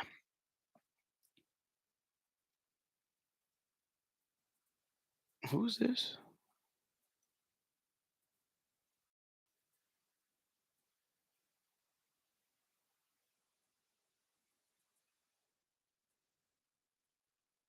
Okay. Cool. All right. So yeah, with decent combo tools, but ultimately situational, requiring specific engagements to maximize his value. Like he doesn't get a lot of kills. He's more so that backline distraction that you don't really want to leave unchecked. Because if you do, he will run down your supports. But if you don't, you know, yeah, if you leave him unchecked, he will run down supports. But if you don't, then he's kind of just like, kill him, get rid of him. He's done. He can stall point really, really well, but people will try to stall point too much on attack, and it's not beneficial to stall on attack. It's more beneficial to stall on defense. So it's like you're kind of playing Cap more defensively than offensively, unless he's diving with like another tank. He used to be, oh my gosh, if they gave him his team up back, which I really feel like he should get something similar to it or something, because they just removed his damage boost that he had, and that would have literally put him in A. But unfortunately, my boy's in B. Um, Cap feels like he's always 10% short of being S tier. Um, what is one mechanical change that you guys think he needs? Better engagement, more reliable CC, or something else? I think that he needs better engagement. I think he needs more. I feel like a movement speed wouldn't hurt him to have a movement speed buff, or maybe even, um, what else? What would be cool? Maybe give him another effect to his slam down that he does. Like maybe if it applies like a slowing effect, kind of like Bucky, that'd be pretty cool. But yeah, I think that would easily boost him to a AS. Like Cap is like here. You know what I mean? He's like boop boop boop. Between this is like, well, if I have a damage boost and Jeff, maybe. You know what I mean? But like, yeah. So next on my list, we have the Healing Fist.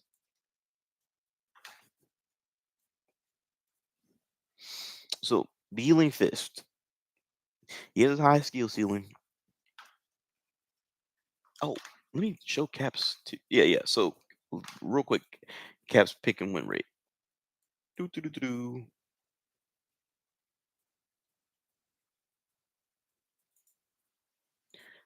Low pick rate, the lowest picked out of all, but with the 50% win rate though, which is pretty much the same as Strange, except for Strange is getting picked more than he is, and that's on PC, and then it's for console. Van Gogh.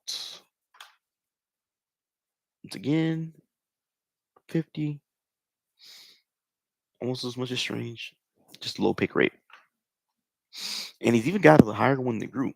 So it's like he's just shy of always being like OP AF. They just don't really want him to be super duper yet. It's probably because he's part of the dive meta, and they are trying to give other metas dive synergy slash comp.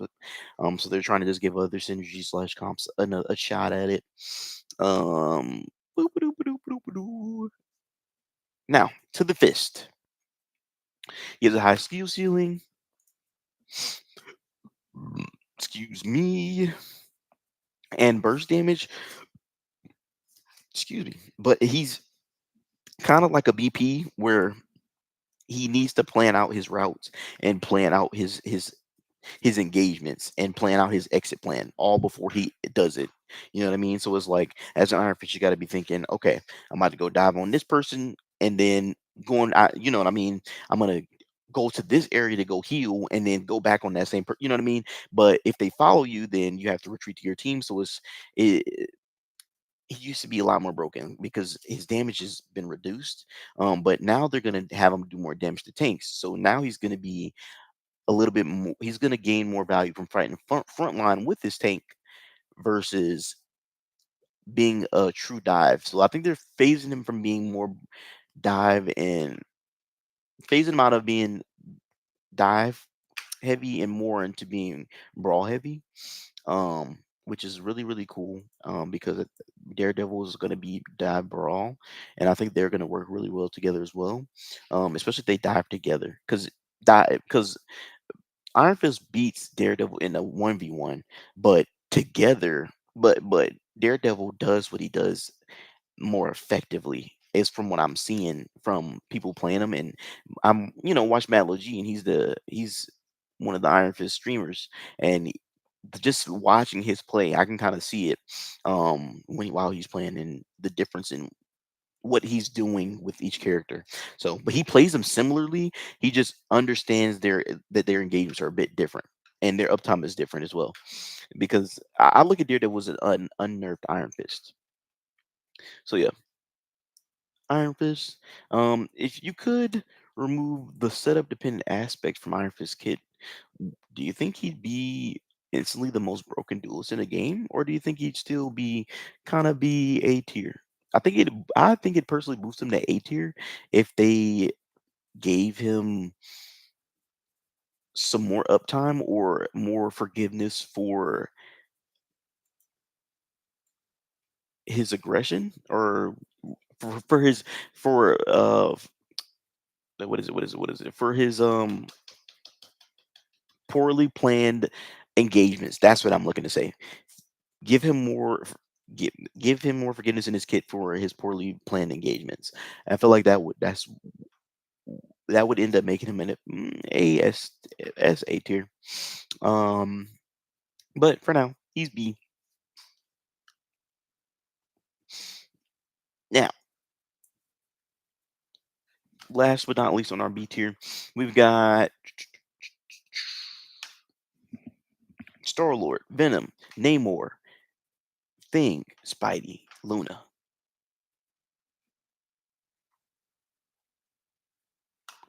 Oh, I forgot to put Luna up here. Yeah, honestly, Luna's an A tier for me. She's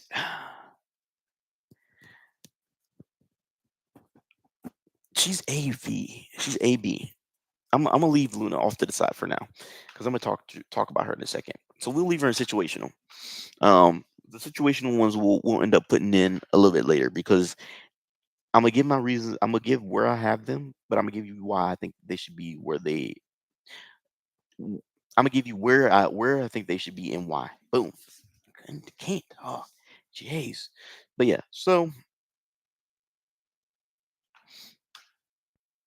we've got Spidey, Venom. We got the Thing, Namor,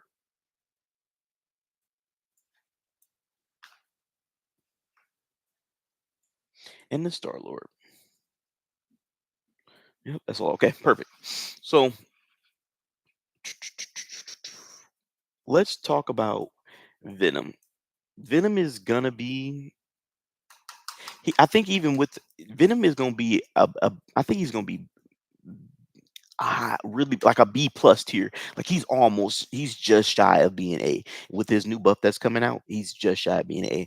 But let's talk about why he's B just for briefly. Because we're gonna wrap this up pretty soon here. Um, Moderate win rate, but a low pick rate. And this is literally he's literally be because the people don't play him as much, and it's just because they don't really get as much value from playing Venom other than other vanguards, especially with Angel dropping in. Like it's like if Venom is damage boosted, he can one shot through support ults, but not a lot of people actually support the Venom on his dive, so it's gonna leave for this 5%. You know what I mean? It's gonna leave for this 48% on PC, and then I think it was lower. Yeah, 47. So it's like with about a 47% win rate and a 5% pick rate is like people that are playing him, they're losing more matches than winning. So that's why he's not being played as much. Um, personally don't play Venom as I don't play Venom because I don't like his play style. And that like that I personally that's why he's on my B tier list, even for a personal like if I'm ranking my vanguards that I would play from S to A, he'd probably be C to B to situational to me. He'd honestly be C situational for me. But based off of my layers that I have here for the my little formula I have, he's gonna be a B tier. Spider-Man. Spider-Man is he's kind of situational slash C to me. But as far as his pick and win rate, we'll look at that. We'll look at all of them and then we'll talk about it. All right. So Spidey always gonna be picked a lot with the 50% win rate. That's on console, and then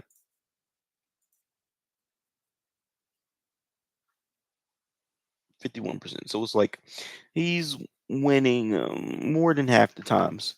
Um, but that's generally he's not generally by himself when he's doing these things. Like a Spider-Man can't get value, in my personal opinion, by himself. So he needs dive to rely on, and with strong dive characters like an Angela, or with strong dive like Magic, you know what I mean, being active, a Magic and a Spider-Man. Actually, that was literally the composition that we went against in the esports game yesterday. Their esports team they're duelists. Their synergy is great and I love it. And I like how they plan out their team. Like they have Hella and Moon Knight as poke, their backline poke that they have, and then they play also dive, which would be they have played a Spider-Man and Magic. So they will always save their Magic and Spider-Man if they want to play dive, and then they would ban dive if they were playing poke. Because they weren't expecting a Hela or a Moon Knight ban, which is essentially what they would end up doing is running those two, which is really really good to use together. Um, lots of burst damage, but yeah. So Spider-Man situational, Star Lord or not situational, but B tier, simply because he needs support. These people are dependent. The people that I have in my B tier list are dependent on their team. They don't have much solo care potential. Like you can't get away with much on your own. You know what I mean? Because there's either counters or there is there's either counters to you or there's things that are going to pull you away from doing your job, you know what I mean, or that's pretty much going to put you at a detriment versus a benefit. So Star Lord, briefly talk about him. Let's see, where is he lower pick rate than Spider-Man and a little bit lower win rate than Spider-Man too, so it's like he's kind of dependent, like he's really really good but depending on who he has with them.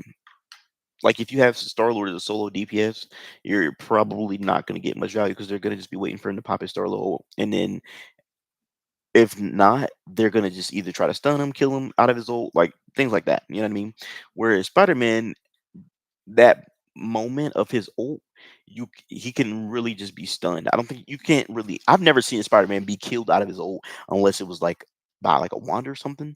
But because like he can be touched, but he has so much bonus HP, you're wasting your time trying to kill him, especially because you're getting immobilized while he's doing that, and especially because they ended up incorporating more webs that he'll do, that he spits out. So yeah. Who else next on the duelist list? And we'll talk about Namor real quick. Namor, very high pick rate. This is literally because of the Hulk team up. There's generally a Hulk, so they're gonna play him, or there's generally a Flyer, so they're gonna play him. 50% win rate. But other than that, there's not really anything overwhelming about Namor. That's console, and then let's do PC. Kind of hungry, so we're gonna have to wrap this up. See, lower on PC because they'd rather play a gene, you know what I mean? And or get more value out of a hell or like a projectile, you want to play Iron Man. Like he's really, really good at Iron Man. And then like with Namor, he's a good counter to dive, but if there's so much dive coming at him and he's the only one trying to counter it, he's just gonna get rolled because he's kind of easy to dive and he choreographs his his survivability with that the bubble that he does. It's like they just have to wait for him to come down and then he's dead, or make him wasted, and then that Namor is a sitting. He's a sitting aquatic man. Now let's briefly talk about Thing, who really hasn't had any changes to him, honestly, but he is dropped in pick and win rate, significantly, and I'm gonna tell you why I believe so. As you can see, almost 50%. If there is just this is it right here. This is the reason why in this why it's better to play this. Angela. So Thing is a counter to Angela, right? But she can kind of get around it, and which is we're gonna talk about that because I learned that recently. Other than that, Thing counters the flyer meta DPS, right? But so does Thor. But Thor has a higher. He has he's more mobile than Thing is. So you want to counter flyers and dive, play Thor instead of Thing. Thing, yeah, but like at the same time, just play Thor. Get the Angela. You have you've officially incorporated power into your counter dive. So because people don't know that you throw the bubble down on the ground, it re- it causes them to be grounded. So a BP, you're still there, you counter them. What is it? Who else? Who else? Who else? Magic, you counter it. Shit wouldn't. I don't know about Magic, but I know BP for sure. He throws that down, which is the reason why they will probably play Thing is to counter BP, and Angela and Magic. But like Thor, throw that bubble up. Angela's kind of a sitting duck. I've been sitting duck plenty of times. You know what I mean? And it's actually a little bit. I'm more scared of a Thor as an Angela than I am a Thing because I'm gonna just go to your back. Like it takes a lot for him to get to you. Like the only time that he really has you in his grip is if you're like right above him. Other than that, just walk on by. But anyways, next we're gonna be talking about our C tiers. C tiers, last but not least, our C tiers in our situationals, which is literally everybody else. Um, First things first, Black Widow.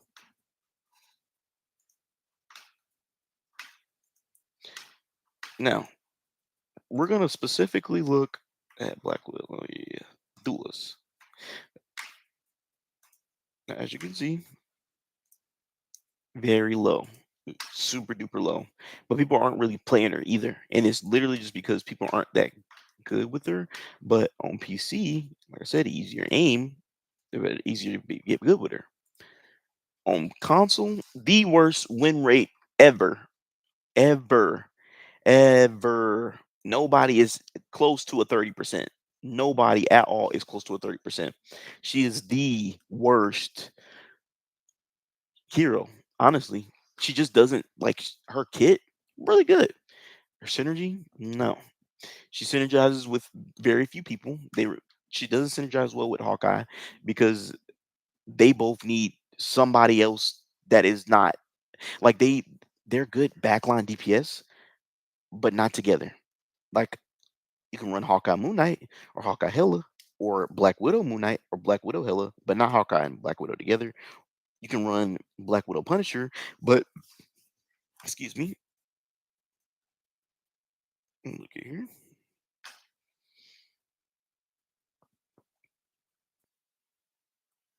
Punisher doesn't really have a high win rate. Excuse me. High win or pick rate. You know what I mean? So it's like that would be the only time she really synergizes really well with her team if their aim isn't cracked. If her aim's cracked, Black Widow Untouched is amazing, literally amazing, which is incorporating like which is why she has a win rate in general, in comp. So extremely high skill for missed with, but she's very easy to punish due to her lack of escape and her self sustain. I think that she is deserving of a rework. I've been saying that the kit that she have is not conducive to who Black Widow is as a hero. So I really feel like they should definitely rework her. Take her out the game, rework her, please do it. I'd love to play Black Widow, but she's just not fun to play. She's easy to punish. Um, Next up, we have Wolverine. Wolverine is unfortunately C tier. He's just too setup reliant for full impact. His core mobility tools are weaker than most other duelists, especially with the nerfs he's received. With the 46% win rate, it just shows that he struggles to win consistently. And engagements just rely too much on team synergy. Like he's literally just a counter to the tanks. Other than that, why are you playing him as a duelist? He's literally just a tank buster. Like he literally is literally for if they have two tanks. Even if they have one tank, you're wasting your time. You're literally wasting your time. He gets CC'd so easily, and then him trying to get back to his team is like his uptime. That's what I meant. His uptime is just not high. Like you go in, if you still have your passive, then you have uptime. But once that passive is gone, you're wasting your time. You might as well just swap. Like you literally, he's passive, like contingent on his passive. If the passive is there, you have uptime. But if it's not, you have to wait 80 seconds in order for you to engage in fights again. To me, like to be aggressive as Wolverine should be. If not, you're just playing him as like a peeler. And who wants a potato peeler like Wolverine when you can have say a Moon Knight or a Hela who was like Moon Knight on the ground, dead. You know what I mean? So those are on the ground and they're dead. So Wolverine is unfortunately C. Next up, Loki. Loki. Loki used to be such an S tier support, but he's burst reliant and demands perfect positioning, making him highly prone to counterplay and failure. He's countered really easily by Bucky. He's countered really easily by I don't know why I didn't have Bucky up there, but who else am I thinking about? Let me put it there, put them there, put him here. Um,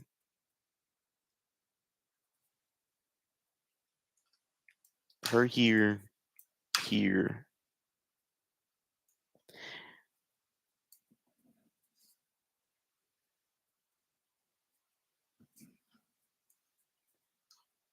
Mm, here, here,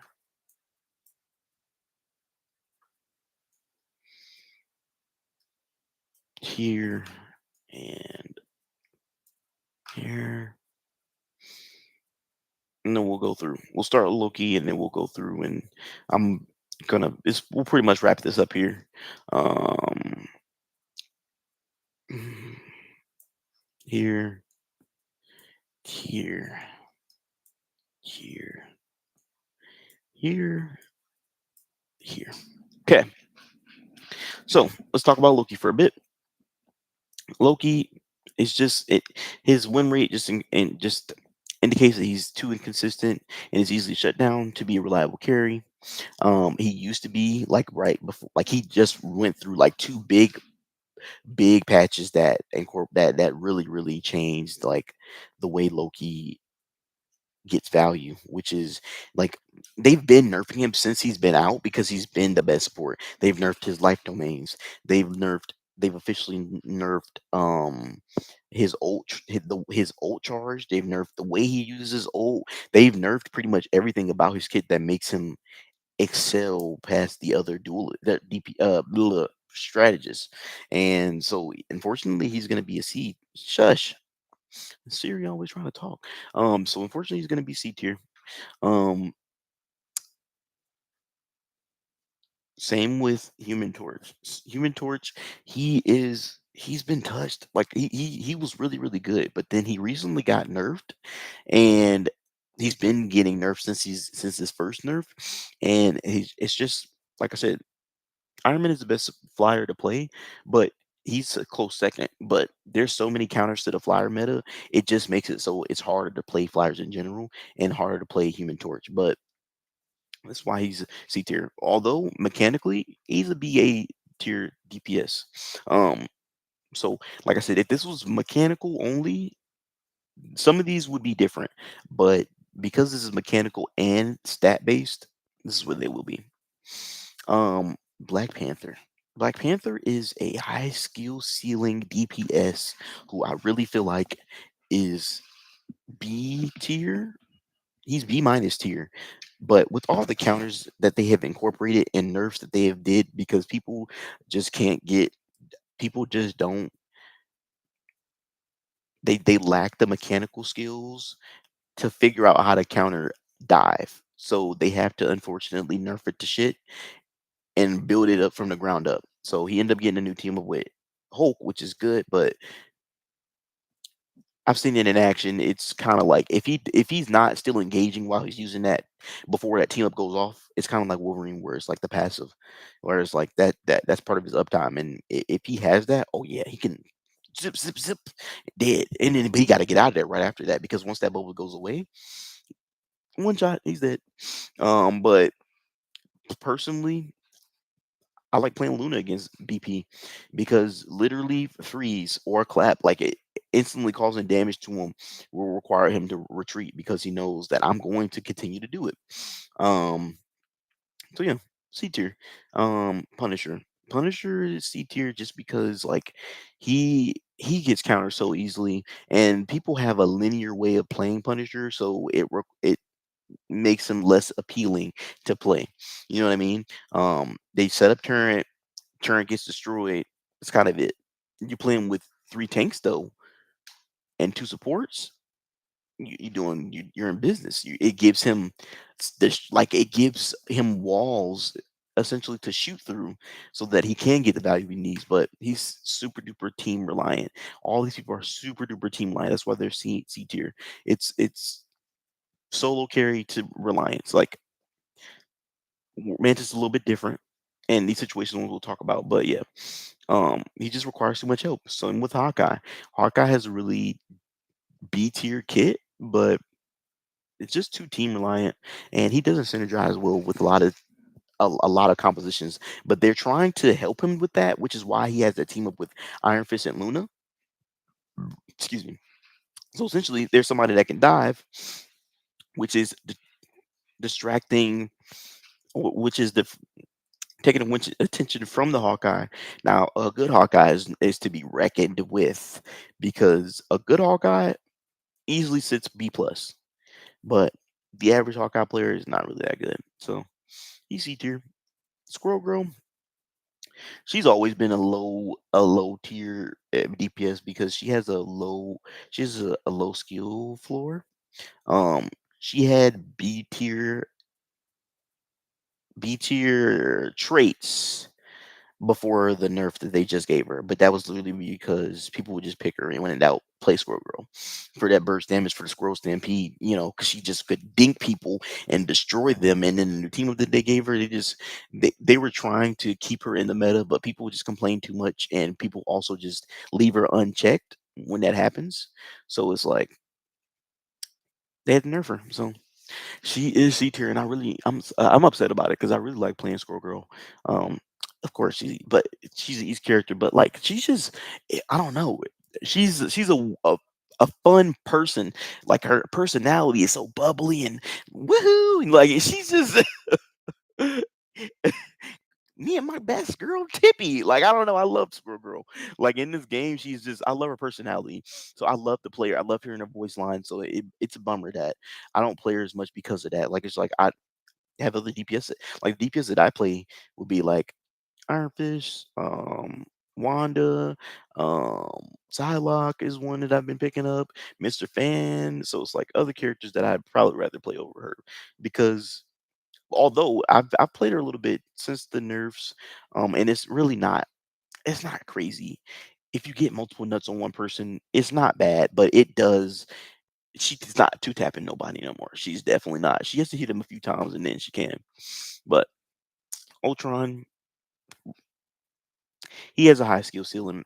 They keep nerfing him because I feel like that he has a high skill ceiling, but he has really good mobility, and they're not gonna nerf his mobility because why? You know what I mean? He has just as much mobility as Mantis does, except for Mantis has consistent mobility, whereas and I know he's flying, so you probably like, consistent. But like Mantis can boost her speed consistently. Like once it falls off, she can build it back. You know what I mean? Whereas, and if somebody makes it fall off, she can just reactivate it. Versus him, it goes on cooldown.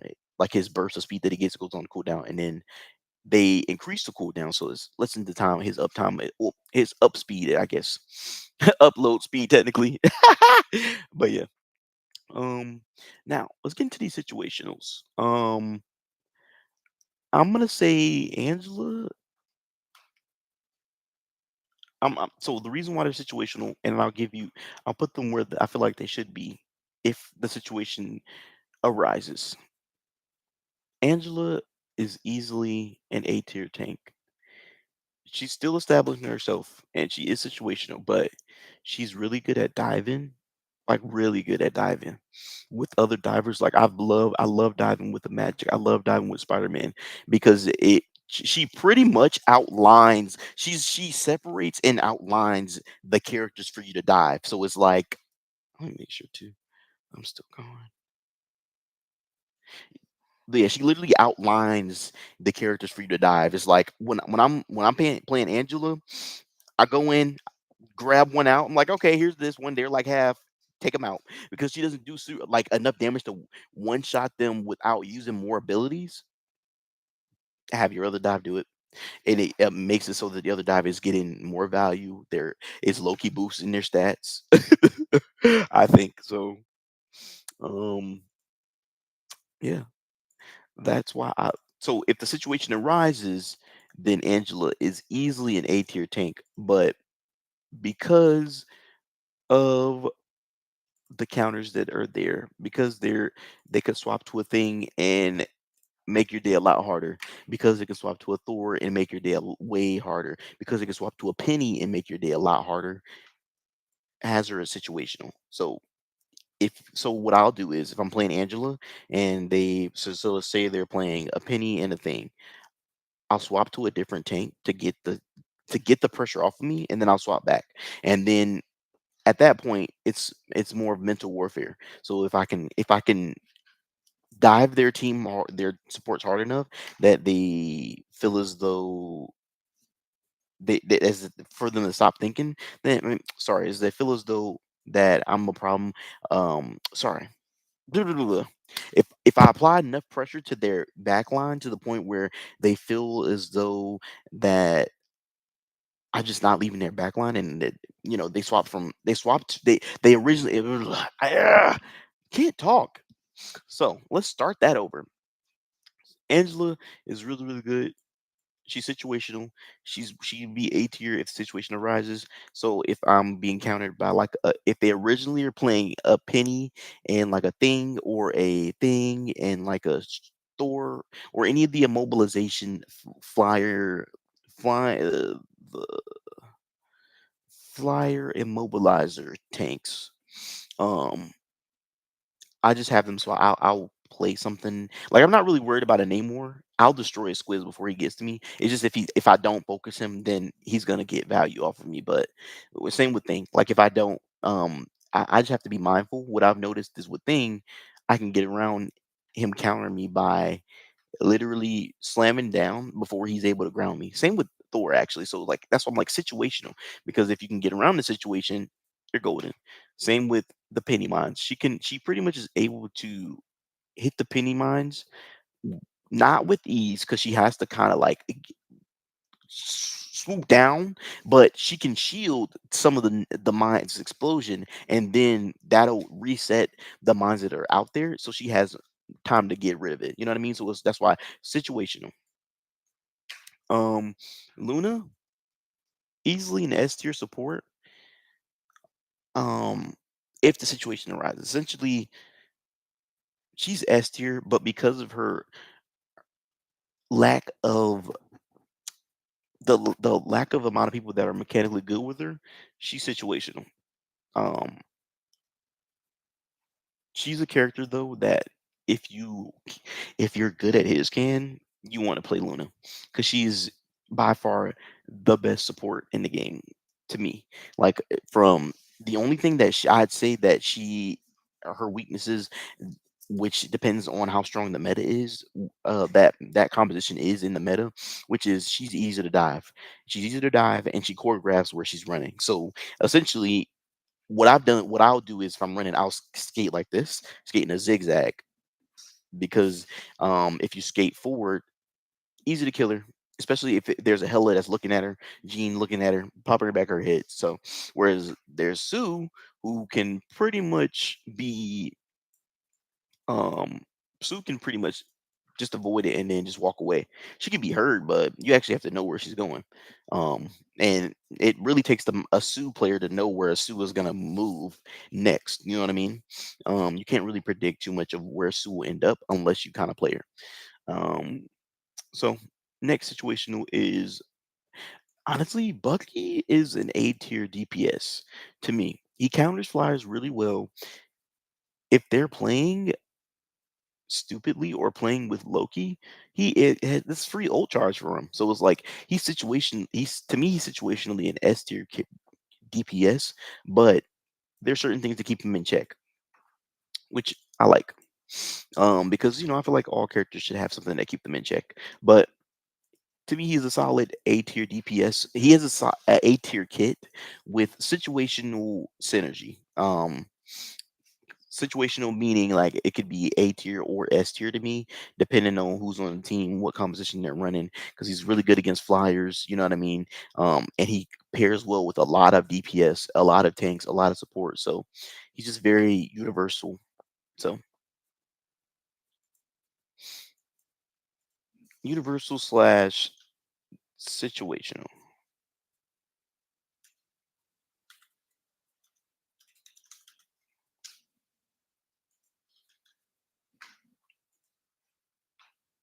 So next, Wanda. Wanda, love her down, but she is situational at best, and with a C plus B minus kit. I'm actually gonna move her to B because she's able to be healed while she's phasing out. And her ult is a big nuke. But that is about all that moves her into being the B. Other than that, she's situational slash universal to me. There's not really anything overwhelming about her. Her team up recently got nerfed. So it's not like the team up is like, oh yeah. And she also still does less damage than Cloak and Dagger. Um as Cloak. So it's like support does more with base kit than you do with your base kit. You can't really be high rated. But she has a low skill floor. So it's like it opens up opportunity for people who are not that good at DPS and just want and are wanting to be good at a DPS. She's a really good one to pick up. But she's gonna be reliant on her team. Very reliant. And even with her ult, like you're not gonna get as much value with her ult unless you coordinate it. That's how you get team wipes. It's literally coordination. Other than that, you may or may not, unless you have peak positioning, it just is too choreographed. Um,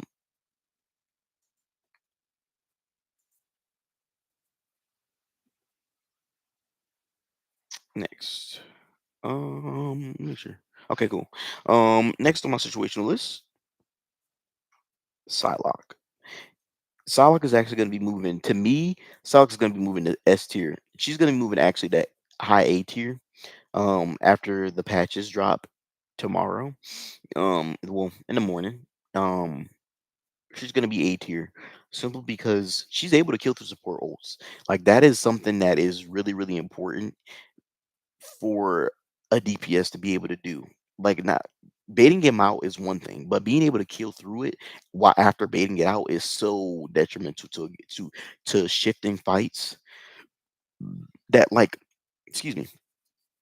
Same with like if you could either cancel it or kill through it, you're easily to me A tier because support ults is what maintain people's HP, maintains their uptime when their abilities are not able to do it for them. So, or when they're not killing.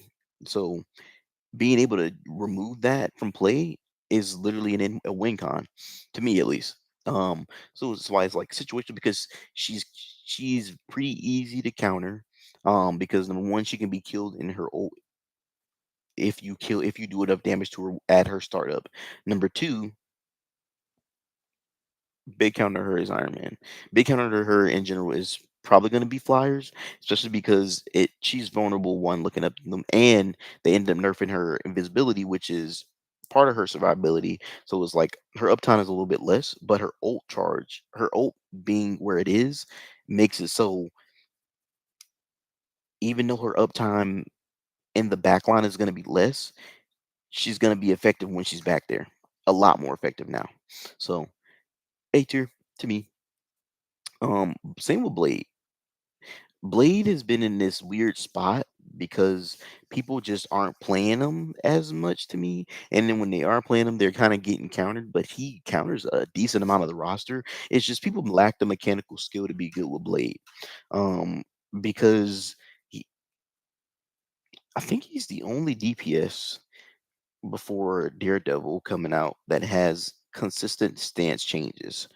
Um, like Jean doesn't have a stance change. She has the flight, but let me see. Anybody else? No. He's the only DPS with the stance change where it swaps to Bloodline Awakening and then swaps from so he's back to you know what I mean? And then in his Bloodline Awakening, he gets it's not like it's a detriment if you're not actively killing or not act if you're not actively slicing at someone the whole entire time to get your life steal back or to life steal and steal from their like to take away their life and win those fights. Like if you're not doing it the whole time or if you miss that uptime, it puts him at a disadvantage and he's able to kind of be capitalized on. It's very punishable for his mistakes. So right now he's B, but with his new buffs that are coming, he will be A.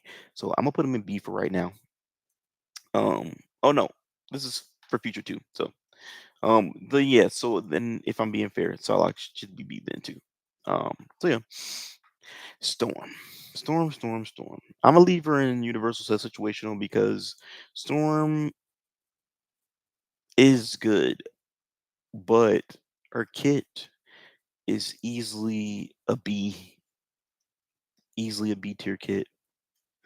I think she used to be really powerful when they did have her in have her at her peak buffs. Like she didn't need the buffs that they gave her, but they ended up giving her some buffs, and then she became broken for a bit, and then the torch in Storm team up was just super duper broken too. So it was like she's experienced a lot. So she used to be really A tier, but now she's kind of like BC slash really situational. So for like because Jeff Nato wins fights, but other than that, she's not getting a lot of value on her ult because it's choreographed. People just know to spread out.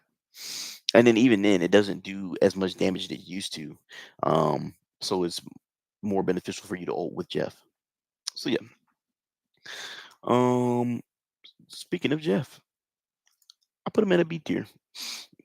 If you had asked me about 2 patches ago, I honestly would put him B plus slash A. But I'm gonna put him at the top of the B. If you had asked me 2 seasons ago, instantly a D F pick. I don't want him on my team. He is cute, but I hate him. Now that they've reworked him,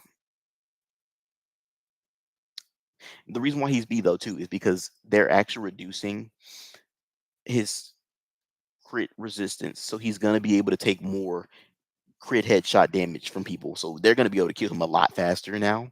Um, with this new patch that's dropping, so that's why I'm like, he's A, but he's definitely finna be low B real fast. Simply because a support that's able to be crit headshotted easier than others might not want to, if they're playing a burst like a Hella or Gene or anybody with a crit multiplier, it's really not gonna be fun to play Jeff. Um, unless you're just like a crack Jeff who knows peak positioning for a Jeff, then it's different. But on to the next, Mr. Fan. Mr. Fan, he has just always been. I'm gonna leave him in Universal because depending on the situation, he can be A through C. His buff that he's getting is gonna put him at a B and maybe put him back into the fray of played heroes, but Mr. Fantastic is not really played like that. I have barely been seeing him personally. Um, it's just been other DPS to play, way better DPS to play. So I'm gonna leave him situational. Um, Groot, Groot. I'm gonna say Groot is a B. Groot is a B tier. I don't think any of the tanks are C tier at all. I think all of the tanks are really, really good. It's just who's better than the other. Um, so Groot is really B tier. He's super duper, not super duper, but he's dependent on his team.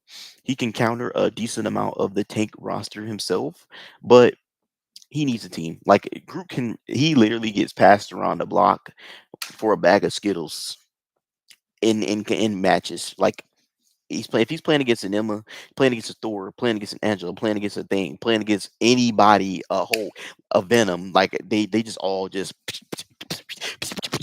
don't let him get up. Like I've played, but playing Groot is so annoying because he gets moved and pulled and pushed. And Emma's grabbing him, Sue's pulling him, Thor's pushing him. There's just like so many things to move this man, and it's like unless you're cracked, you're probably gonna be getting your branches broken. Not gonna lie. Um. So last but not least, Adam Warlock. Now Adam heroes in the game as far as strategies goes.